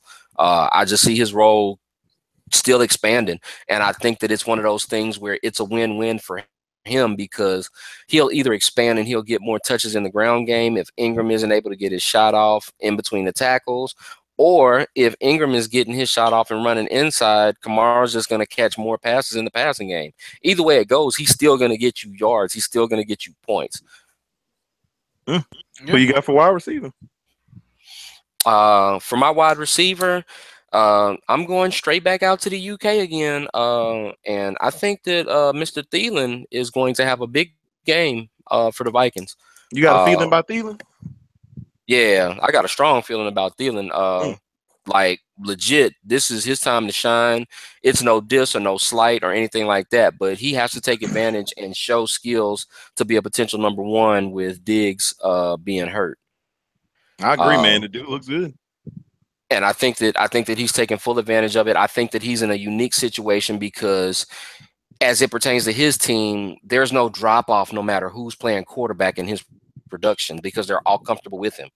And that's rare when it comes to a lot of the receivers that we see. Key case in point in Green Bay, the trust factor, the comfort level is completely different in the way that they coach, the way that they call plays, and the way that they play when you have a different quarterback in for other quarterbacks. But with Minnesota, and kind of that is because of the fact that their quarterbacks don't really stay healthy all the time anyway. So you really don't have that time to get comfortable with just one.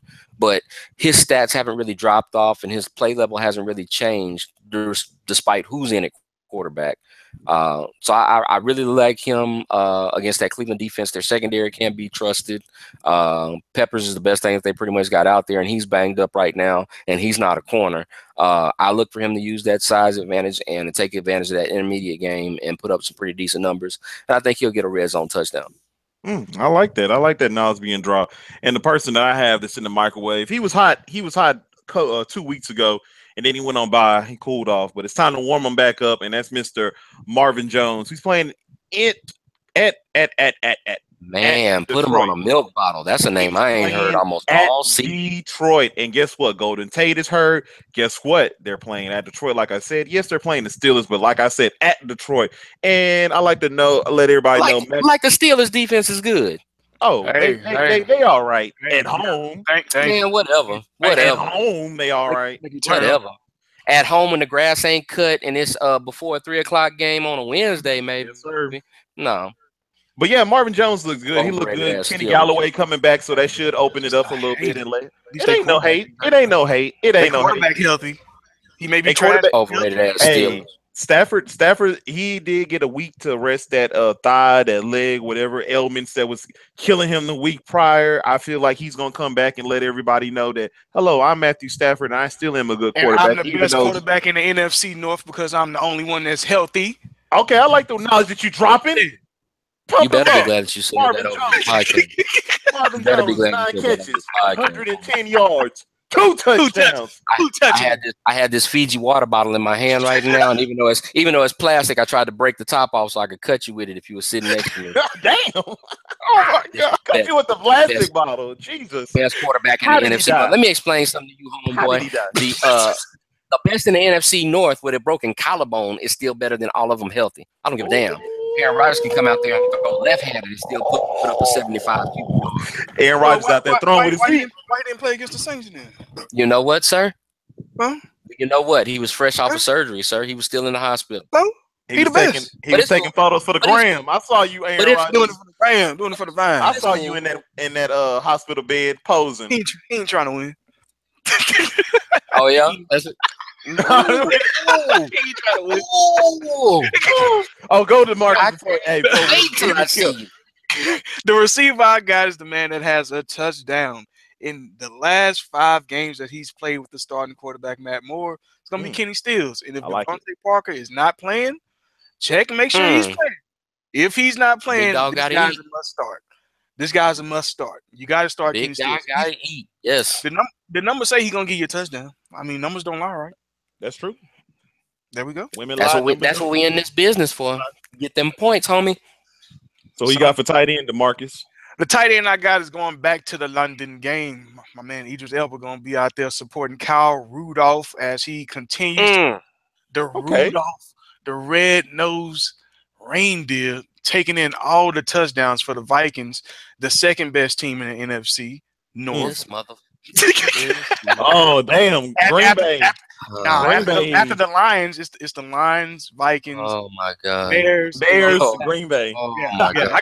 It's all about the quarterback play, right or wrong, Marcus?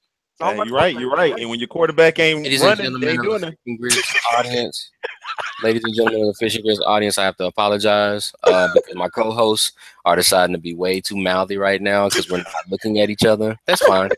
It's cool. They're taking advantage because I'm not near them. I took another the Fiji bottle. bottle. I Bring took the another bottle. Fiji bottle and broke that motherfucker you got too. So two? I got one for each of y'all. I got one for each of y'all. Bring And it's that all bottle. good. That's the It's all full good. bar fight. That's how we doing it.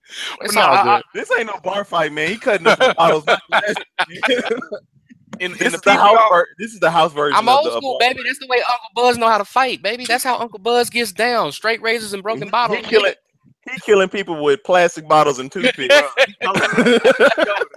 in the PPR format, Kyle Rudolph has had 5 catches in each of the last 2 games, so I fully expect that he's trend to rock solid. continue. But I think he's going to also add a touchdown to it, so that's why I'm heating him up this week. A team that's always sucked against the tight end is a team that we always talk about, and that's the Oakland Raiders. And they seem to be playing the hot Buffalo Bills right now. And Tyrod Nicholas. he's been surveying the field, and there was a person that he missed out on a few times, and he said, you know what, that looks like that's not Charles Clay. Who is this guy? It's Nick O'Leary, and he's gonna be out there wide open, catching touchdowns, catching passes, getting those yards for you. I expect him to have a good, healthy game with 5 catches, 65 yards, and a touchdown. Go ahead and kill him, Mr. O'Leary. Before you go, I gotta say that Nick O'Leary has to be the most blessed tight end of all time to play with Jameis Winston, Blessed up. then backdoor and play with Tyrod Taylor. He These got dudes the are black making gold. so He got much black money. gold. He got that black gold on him. What church he go to? Because I don't know what church he go to. Shouts out to FSU. Shouts out to FSU. Way to go, Mr. O'Leary. Hey, he's holding it down. He holding it down. Do you think, Nick? Who you got? Wilson? For me, tight end, I go right back to that Houston-Seattle game. Heat him up. Russell is going to go through and really continue to push, keeping Jimmy Graham involved, and he's a matchup nightmare for the Texans right now. You can damn near say he was in the oven, but hey, you can warm him up. Yeah, I'm gonna be polite and keep him in that microwave for now because he's starting to get there, but he hadn't really got there because we have that expectation. He in a preheat mode. Yeah, we have that expectation because we've seen what Jimmy Graham can do, and he ain't there yet. But it just kind of feels like he's getting there, and the matchups that he has moving forward kind of helps him in that regard. You can kind of see where he's going to progress and can potentially get better as the season goes along. But I think that this is a nightmare match for the Texans. The best cover linebacker is out for the game in Dylan Cole. So exactly, I think it's going to be a huge problem for the Texans. It's just one of those situational matchups that if people are paying attention, just take advantage of. But I look for Jimmy Graham to be involved early and often, and I think that he might have an old school Jimmy Graham game because of the fact, like you said, their best cover linebacker is out. So not only am I looking for him to maybe get a couple of red zone touchdown targets, but I look for him to actually get some decent yardage. He might break triple digits. Well, he better not be dropping balls like he was doing the other game now. Hey, man. He was dropping balls. You take the good with the bad when it comes to Jimmy Graham. He's always been a like ball Kobe dropper. Fleener That's out new. Ooh, oh, that's bad. Oh my Oh god. yeah, he was looking bad. Looking It was like a touch. Dez Bryant out It there. was Though. oh man, yeah, he was looking bad. Yeah, it was Looking a like touchdown. Amari Cooper in that piece. No, not that bad. Not that. Not Shit. that. No, he didn't Hey, look that he's bad. not No, nobody looked that Amari bad. He's Cooper. not Amari Amari Cooper left 350 yards. I think he could have had like he another.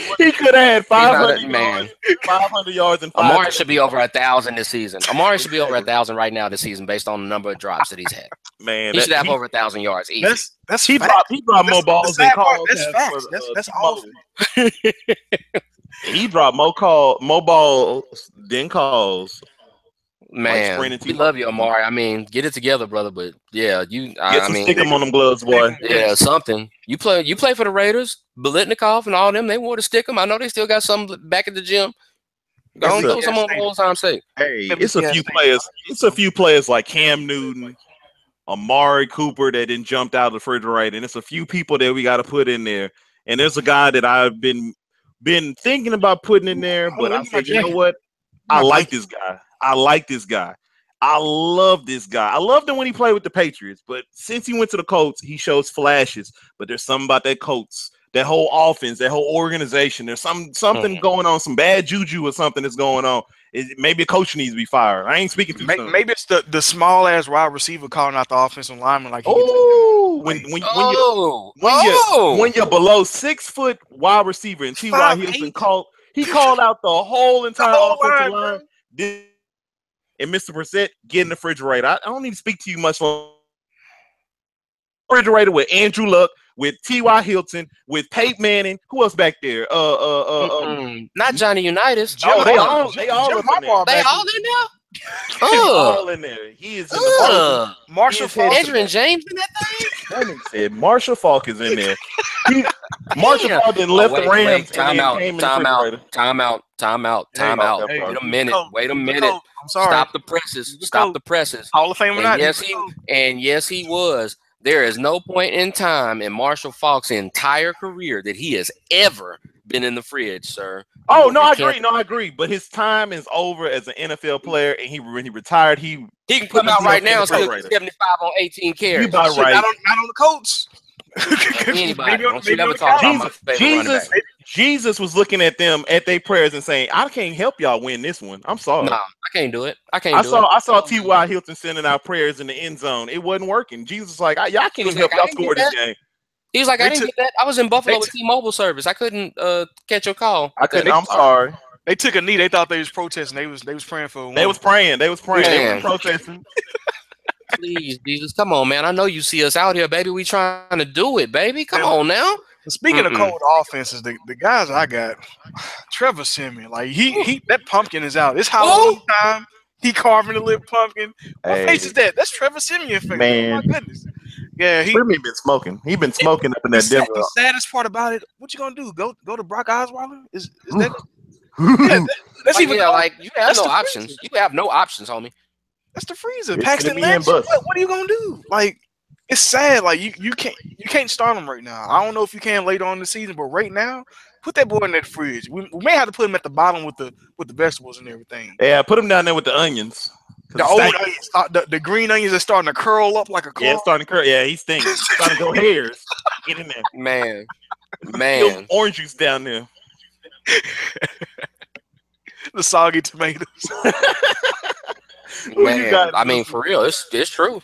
For me, man, going into the fridge right now, just because I don't really trust certain parts of the offense. I mean, it was a lightning strike, hit quick type deal, but I'm not trusting it. I think that it's pyrite. I'm all over Derek Carr.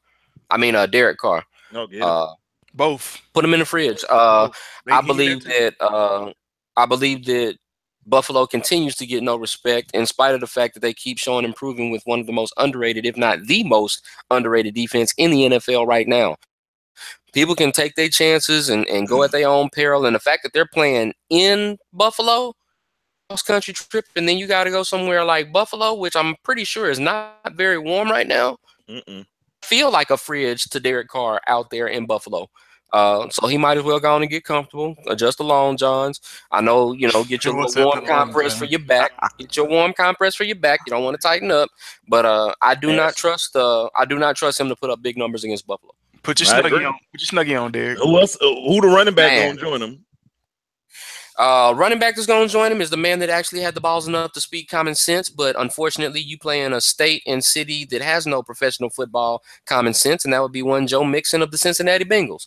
I think that he's going to get put in the doghouse because he had the nerve to actually speak some truth and call out a coach that's currently on the hot seat on the way that he's choosing to handle and run his team, especially on the offense. And he's going to suffer the consequences when you have the luxury of being able to say, well, oh, I can just put Hill and Bernard out there and sit you down on the side or have you play special teams or, whatever. I just think that his touches are going to take a hit. I don't think that he's not going to play well. I just don't think that he's going to get as many opportunities because he's in Mr. Lewis's doghouse right now. And the running back I have is Mr. Gillingsley. I mean, man, Rex Burkhead is there. Lewis is there. Man, White is there. Eight running backs on the roster. I thought I saw LeGarrette Blount over there. I said, "Hey, man, you supposed to be playing with the Eagles." I saw Curtis Martin out in that piece. I seen Antoine Smith on the side. Man, I think I saw. Out the U of A zone.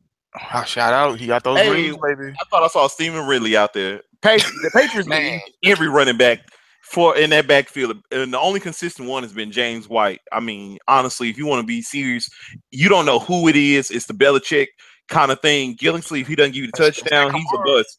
So, hey, Lewis looks good. Deion Lewis looks really good. He looks really good. James White is still in the offense, but right now, Gillingsley, you got to get in the refrigerator, man. You got to scoot over, make enjoy them ice cubes. In my refrigerator, I'm gonna have another Colts Hall of Fame running back next to Marshall Faulk. I'm gonna put in Frank Gore. He been trying to put Frank. He's a dirty mother. He been trying to get Marlon Mack some more touches, man. Getting there, they are giving him the touches. Hell yeah! I mean, Frank Gore time is over. So it's a combination of his Marlon Mack time and Frank Gore. It's time to write their retirement speech and go ahead and have a little sad press conference, retire 49er for a day, do all that you got to do because your time is over, bro. You got outsnapped the last 2 weeks, and you go in the refrigerator because there's no use for you, especially on this tank season. I agree, man. It's so sad. Ain't no shame in it, man. He's had a long and productive career. He has. He's been really good. It's gone beyond the expectations of anybody. If he does, Hall of Fame, it's gone beyond the expectations of anybody that saw him coming out of college with all the injury history that he had. For him to last this long in the NFL has not only been a blessing, but it's been fun to watch the man get out there and give it his all. From what his teammates say, he's the consummate pro. He's a pro's pro, first guy in, last to leave. As how to handle themselves in the culture of being a professional athlete, and that's kudos to him. All right, in the refrigerator you go. In the refrigerator, my receiver is going to be Jordan Matthews. You guys was talking earlier that someone else emerged, and as usual, Jordan Matthews, he's going to get hurt eventually. He's not taking advantage of the targets that are clearly there. And if T-Mobile ain't comfortable with you in practice, he's not going to give you targets in the game. So why even have him on your roster at this point? T-Mobile don't have him in his fave 5. Man, he ain't in that call log. He ain't in that call log at all. He didn't even take. Oh my bad. I didn't even recognize your number. So yeah, he's back. I know a lot of people are like, oh, it's a healthy number one, but a number one with the Bills is always going to be the tight end first, then McCoy second, and whatever else they're going to find a receiver not named Jordan Matthews. So put that boy in the fridge. Deontay Thompson. Well, joining him is going to be Wallace, Mike Wallace. Who else is out there? Is it Pearman? I think he's there. Is Macklin there? Wallace got ice chips. Yeah, man. That whole offense, I don't know what's going on. Flacco looks horrible. And we need to go ahead and Flacco looks like the worst quarterback. Yeah, he looks terrible. Like Big Ben right now. He looks trash. When you got Baltimore fans calling up Deshaun Kaiser saying, "Hey man, do you mind subbing in and if it don't work out with the Browns and come playing?" That's a problem. I think I'm gonna start Aaron Rodgers this week over Joe Flacco. Like all honestly. Keep him coming, fella. Keep him coming. Hey, I may mess around and start Teddy Bridgewater this week. I saw Sam Bradford was on the waiver wire. I said, God damn it, I need to pick him up and start him this week. I'm gonna tell you right now, Joe Flacco is horrible. He's horrible for that offense. He caps everybody off except the running backs. And I'm gonna tell you right now, he's really what I want to say, he's really trashing that whole team because the defense has really been on right this year. And if they had a competent offense, man, you know what? No telling where the Baltimore Ravens going to go. So I'm going to go ahead and say, Joe Flacco, you're in there with the wide receivers too. Get in there. All of them. Push them all in the back. Stuff them in there. Who you got, Will?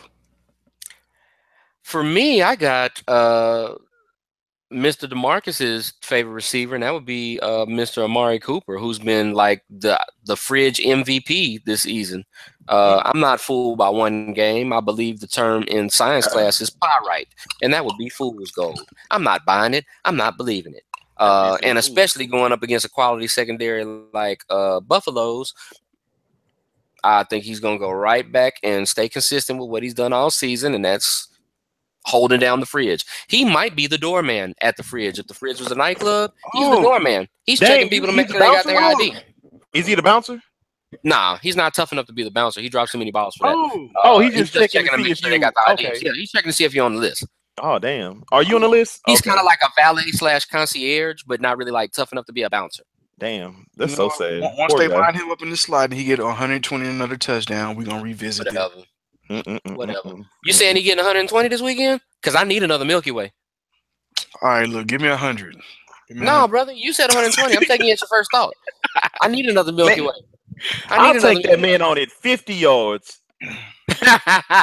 That's how much I do not like him. Give me 75 for Griffin, 120 for Wilson. hey, that's maybe I can meet in the middle and get something out of it. Maybe you're gonna get good for me, homie. He's not getting $120. He ain't getting 80.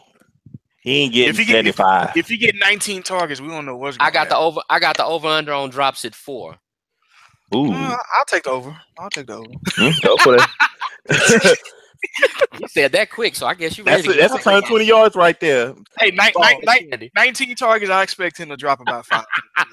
25%. That's right on track. Amari Cooper is like a terrible. Is like a what is that? Like a 19 track project, and you only like 3 records on that hoe. That's how Amari Cooper is, and his first record went off last week. You come through and he's got that 22 track CD that he's dropping out, and you come back to him in confidence later and be like, "Well, I didn't want to put you on blast, bro, but you really should have just thought about making like an EP or a mixtape because half of this shit is trash." Bro, you should have just dropped 2 singles and called it a day. You should have just dropped the EP, homie. You should have just popped the trunk. See, the thing about him, he's more like that old school PlayStation, but without the memory card. Yeah, you're gonna enjoy playing the game. You may have a good run, but you can't save that game. So you either have a good run or you're gonna have a bad run. Oh yeah, you ain't finishing that game. You ain't finishing. Nah, homie, ain't no finishing on that. That's Did you not go an for option. wide receiver, Wilson? Yeah, that was my receiver. Yeah, yours. Who you got for tight end? I mean, my fault.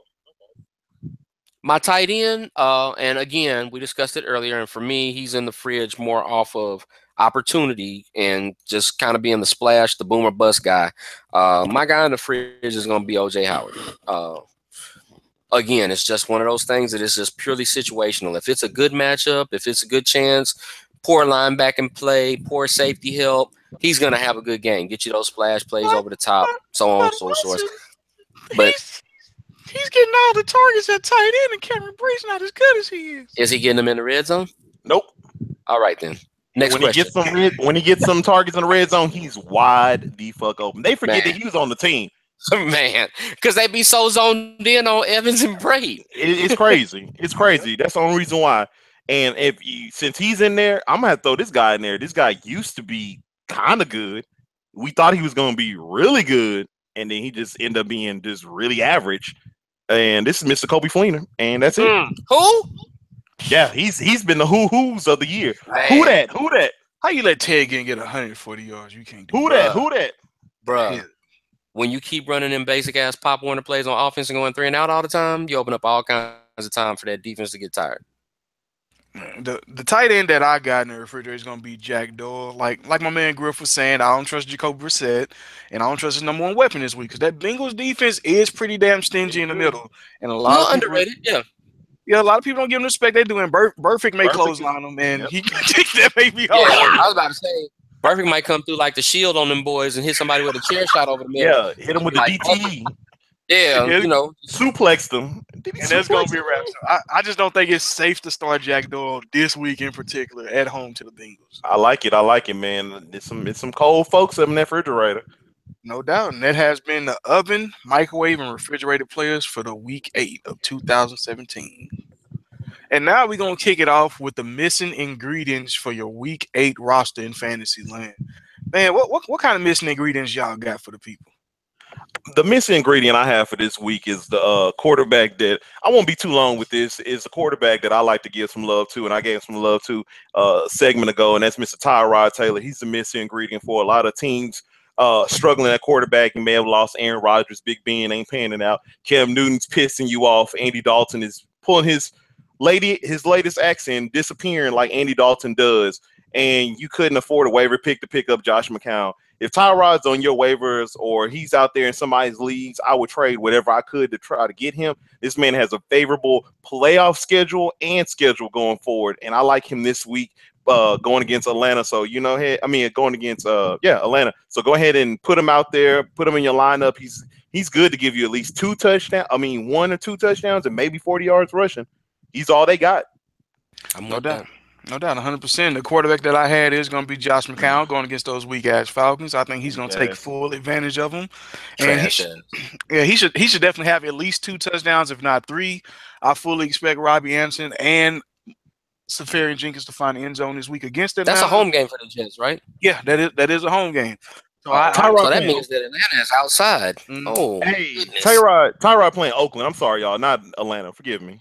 no, you cool. I mean, they both gonna catch a dub this week, so Yes, sir. Dub Cities. that's what it's all about. So yeah, if you got McCown on the waiver wire, find him. He is gonna be the missing ingredient that you got at quarterback. If you got some of those top options like Aaron, well, he's hurt. If you got Mariota, if you got Goff, if you got Oh, Eli, if you got even Blake Bortles, if you got did any of not those mean quarterbacks If they got that Blake are Bortles healthy, over Aaron Rodgers. that are healthy, then did not that's mean did not mean to break the monotony, but Verlander has just got run out of the game because they just homered again. God damn it. Oh, and guess 3-1 what? dot. And by the way, I like to let it know that the Nets, without their star that they traded for, D'Angelo Russell, they just beat the Cavs. And that's what it is. And Spurs are still the Spurs, by the way. But my quarterback for the missing ingredient is a guy that my illustrious co-host, Mr. Griff, has already spoken about, giving all of the skill position players on the team basically a slight uptick due to familiarity with the offense. And that would be Matt Moore for the Dolphins, who I'm sure is probably unowned in at least 75% to 95% of leagues right now. He should be an easy waiver wire pickup for those folks that are paying attention, but he's got a good rapport, particularly with the Kenny Stills and the Jarvis Landrys of the world, which is kind of a 180-degree turn from what you got when Cutler was quarterbacking. The ability to actually be respectable in the passing game should help out Jay Ajayi. And I'm going to be real curious to see if it's actually going to help out their tight end situation, because they have tight end talent in Miami, but you couldn't tell by the way that they get used. Exactly. But flex play, if you need that waiver wire, that injury pickup for a bye week bonanza, whatever, what have you, I think that it's a favorable matchup. And I think that he'll do well. And who you got for running back? Running back, man, I'm going to go to one of the few bright spots that I can think of for Oakland in this matchup. I think that DeAndre Washington is going to be a nice little nugget to pick up. Not a lot of people are paying attention to him. A lot of people like Rashad over him in there. I just think that from what I saw in his body of work in the last game that they played, that he's still going to get a lot of opportunities, and he's one of those guys that can give you those boomer bust type plays. He can take a swing pass and maybe take it 40 yards to the house. He can go through on that delayed draw and maybe get you a 55-yard touchdown. He's one of those quick jitterbug types. But the Raiders are starting to be more comfortable with him as far as mixing him into the running game and kind of phasing Marshawn Lynch out, whether people want to admit it or not. Between Rashad and Washington, I think that they're about to start the process of kind of phasing Marshawn out of the mix. So I think he's a pretty good value pick for folks as far as, flex play or that bye week pickup. And if you got bye week, like you said, we're struggling with the bye weeks, and say that you are 6-1, 5-2, or something like that, and your team is set and you know you're gonna make the playoffs, and you just wanted to get a player that you could stash on that bench and that could play off. I mean, that can pan out for you in the playoffs. And a person I like to take a flyer on, and a person that I wouldn't mind starting this week as a flex or RB2, and that's Mr. Marlon Mack. We're already trying to put Frank Gore into the freezer. We're trying to retire this man before the season is already over. But if you look at the game, if you watch the game, Marlon Mack jumps out on your screen. He kind of reminds you of, man, there was this back they had like 3 years ago. I can't think of his name to save my life, and he stayed hurt. For the Colts. I can't think of his name to save my life. Oh, Vic Ballard. There you go. Vic. No, it was Vic Ballard when he started popping off the screen. You know he couldn't stay healthy. Marlon Mack looks like he has the making. And the guy that came from New York. I can't think of his name. I can't think of his name either. He reminds me of Ahmad Bradshaw. Yeah, him too. Marlon Mack looks really nice. He can catch the ball. He does it in the receiving end, so that's also a great thing. Last week he had 4 catches, 40 yards. So if you need a flyer and you need a running back in a pinch, I would take a flyer on him. Me personally, I'm starting Marlon Mack. I like him. I'm not giving you this just to try to just give you some just people to throw out there, but Marlon Mack looks real nice. I don't know if he's going to pan out, but personally, I feel like he's going to pan out. Frank Gore is one hip replacement away from out the door. So, damn, a hip replacement? What, didn't you say he was gonna break his? Oh no, I thought you said he was gonna break his hip. You said his ankle. Dang, like you put that man on the Bo Jackson. I'm sorry. Frank Gore, look like Earl Campbell out here. We know you can't. We know Frank Gore don't never get hurt. You know what I'm saying? Damn, straight from the field to the walking cane, huh? God, it is what it is. Usher the old out.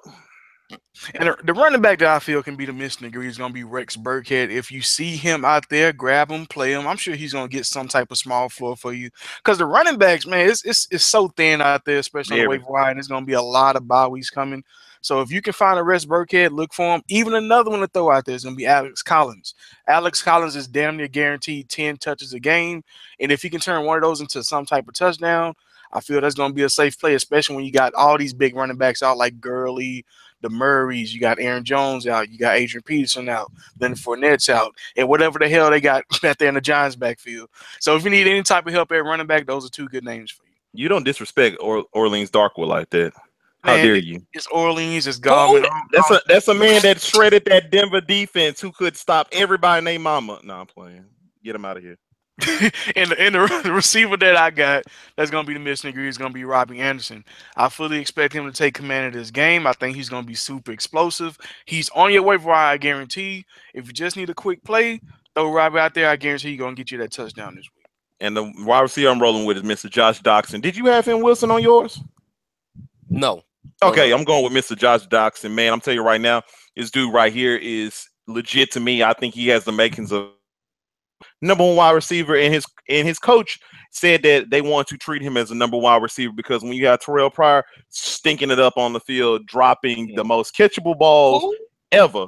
I think he's dropped more balls than Amari Cooper. I should have said that earlier. This dude is horrible. Josh Doxson might be running a tight race. You ain't lying. He ain't got the targets for that many. That's the worst call I've ever made in fantasy in my whole entire life. And I apologize for anybody who's in a pickle, who's losing, who couldn't trade Terrell Pryor off before he had no value. I'm sorry. But this guy right here, Josh Doxson, is the Redskin wide receiver that you need to plug into your lineup. With Jordan Reed getting coverage, with Vernon Davis coming. When Jordan Reed plays good, guess what? That's going to be good for Josh Doxson. And I think that they're going to start treating him as number 1, and his snaps are going to start to increase, and you're going to start seeing some good fantasy production out of him going forward. All right. I like it. Who you got? Who you got, DeMarcus? DeMarcus. He forgot his wide receiver. Did DeMarcus do his? Yeah, Robbie Anderson. Oh yeah, then I'm get confused. Look, it's so many Marcuses, I get confused. It's all triple good. Shot, baby. Triple shot. It's all good for me.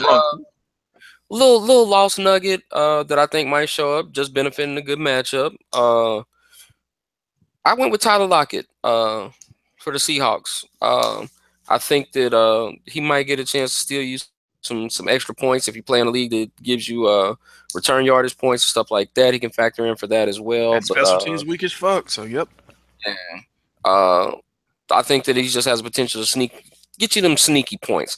I'm not saying he's about to come out there and catch 100 yards and 2 touchdowns or anything like that, but he can get you some decent targets, some decent catches, maybe 50 to 70 yards receiving, get you some special team yards if you're in a In league in a, that in a gives you PPR return format with yards. return yards last week, he had 12. He had 12 points. So hey, if you can get a floor of 12 and he didn't have a huge game, that's saying something. I agree. And he actually has a more favorable matchup this week than he did Yes. last week. So I mean, it's one of those again bye week blues or flex plays. Go for it. And who you got at tight end, Will? Tight end, I'm going with the old reliable, the man that we enjoyed watching, show that he still has some gas left in the tank when Mr. Reed was out, and that's Let's go, Vernon Vernon. Davis. It's the Vernon. That's Vernon Davis. I am not opposed to the Redskins doing anything possible to jumpstart their offense, including running some very nice double tight end sets. Take advantage of the weakness at linebacker or the injury-prone linebacker of the Cowboys. Attack them with them 2 tight ends, man, especially since you're not getting that much production out of your wide receivers. Get pass catchers out there. Vernon Davis, one side, Jordan Reed on the other side, Doxson out wide, and you can do it like Remember the Titans as far as I'm concerned. I don't care.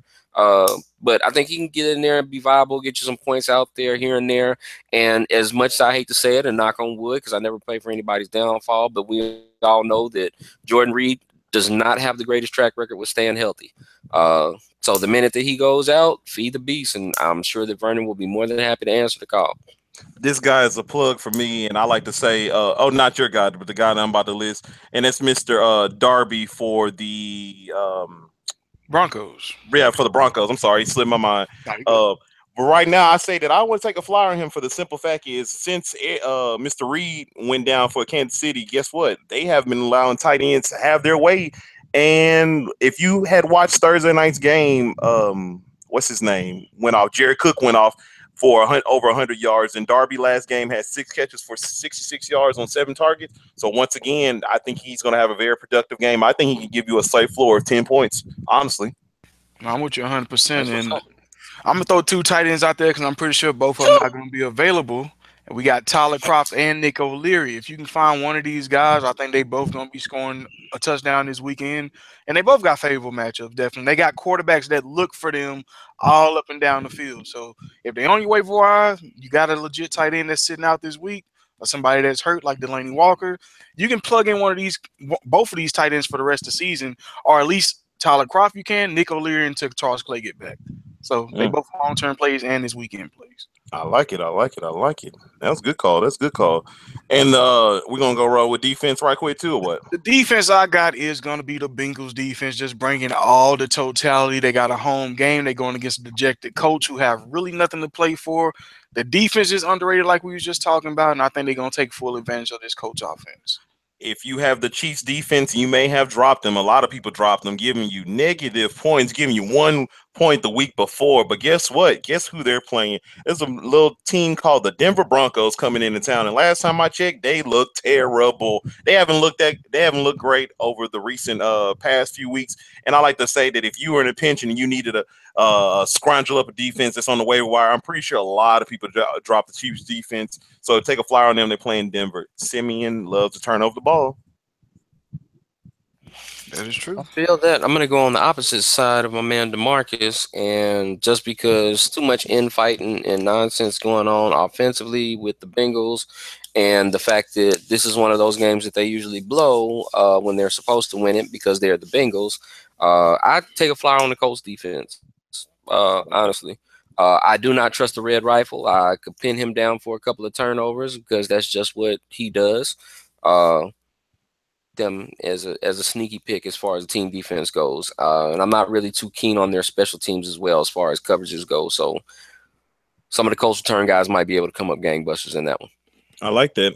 All right. And on the IDP tip for the people, go ahead and throw out those couple names you got, Will. For me on the IDP, and for those that don't usually play it or those that are new to it and stuff like that, IDP is always going to be a little bit different because it doesn't necessarily have to be in line or in tune with the outcome of the actual game. But for me, I go through and I look at all of the recent injuries along the offensive line for the Eagles. One of the few bright spots for San Francisco is their defense, and in particular their front seven. And the combination of Solomon Thomas and DeForest Buckner I look for to actually have a pretty good game harassing Carson Wentz with those tackles being hurt and them not really having a definite solution right now as far as replacing them on that offensive line. These guys have overachieved so far all year. They put up decent stats. In the IDP leagues, the hardest places to get points, positionally speaking, is going to be your defensive lineman. So anytime you get a chance to go through and pick up somebody or get a chance to get double-digit production out of defensive linemen, you jump at the chance. And I think that one, if not both of those gentlemen, can probably put up double digits against Philadelphia this weekend. And just to piggyback off that, I think the linebacker Reuben Foster is going to have a good game because those guys are going to be controlling the line of scrimmage the entire time. And he still may be on a lot of waivers for the IDP if he didn't drop him when he was hurt. And he's starting to get his feet back on him. He returned last week, but I think this week he's going to be full go. I expect him to play all the snaps, so I throw Reuben Foster out there. And on the Texans end, I throw in Zach Cunningham. Reason being, him and Dylan Cole was splitting reps, so Zach Cunningham was never the full-time linebacker. Now he has to play 100% of snaps. McKinney's going to be making all the calls, so he's either going to be blitzing or somewhere in the box. Cunningham's going to have to do all the cleanup work. I expect double-digit tackles out of Cunningham this week. And then the person I give some love to is Mr. Geno Atkins. I know he hasn't had the greatest season so far over the last couple of games, but he's been playing some defense, some decent and some good running quarterbacks, the good offensive line in Cleveland and the good running quarterbacks in Green Bay and Buffalo. And if you look at his first two games, he played Baltimore and Houston, and he had a good 13 points both of those games. And both of those teams have struggling offensive lines. And last time I checked, the Colts have a struggling offensive line. So I think you can put him into your lineup, and he can give you some good points this week. Maybe 13, maybe 15, because once again, Brissett does not know to throw the ball away, and it is what it is. And a side note, Eddie Jackson will not be getting 2 touchdowns this week. So if you get them, fine, but don't expect. Don't be hyped. Don't be hyped. Yeah, don't expect That's Eddie. Cam, dude. That's Cam being Cam. Oh, Cam. Oh, okay. Hey, let's not forget though, this is the same Drew Brees that did start off his game with 2 picks. It's not out of the question. That is It's true. not out of the question. Where Drew Brees playing at? Now, I'm not saying that he's taking them to the house, but I'm just saying he can still get the interception. There's still points. They're playing at home. Oh, okay. Anything y'all want to tell them? Why you just said that like a mic drop moment? Like you kind of killed it. Hey man, I love You know Drew at home, man. I love Drew at home, man. I love Drew at home. Oh, I got to say to the people is that the Cavs lost, and don't be blinded. We cover it all. That Cavs defense is terrible. They're worse than they were last year. When you want to glorify and give LeBron James all the love last game because he played point guard and he did a great job, but guess what? They let the Bulls score 112 points, and last time I checked, the Cavs won 119. That's a problem, and they just lost to the Nets. That defense is bad. I think it's only going to get worse. And come playoffs time, guess what? Bring out your brooms when they see the Warriors in the final. It's sweep time, baby. I'm calling it. Hey, there you go. What you got for us? For me, I'll keep it Lone Star centric. I'll start off with the best in the state of Texas, and that would be the still undefeated San Antonio Spurs, who won tonight going away. Yeah, call it what you want. Undefeated without their star player, and they just gave up 100 points for the first time all season, and they gave up exactly 100 points. Shout out to Tim Duncan for his relief efforts. I saw that before the game. He did a great job. Oh, that's one of the best players you can find in the world. They are going to be sneaky good this season. They are doing it the old-fashioned way. Without Leonard. And LaMarcus Aldridge, regardless of what people may think of him, myself included, they are treating him like Tim Duncan in this offense, and he is taking full advantage. Yes, sir. He looks good.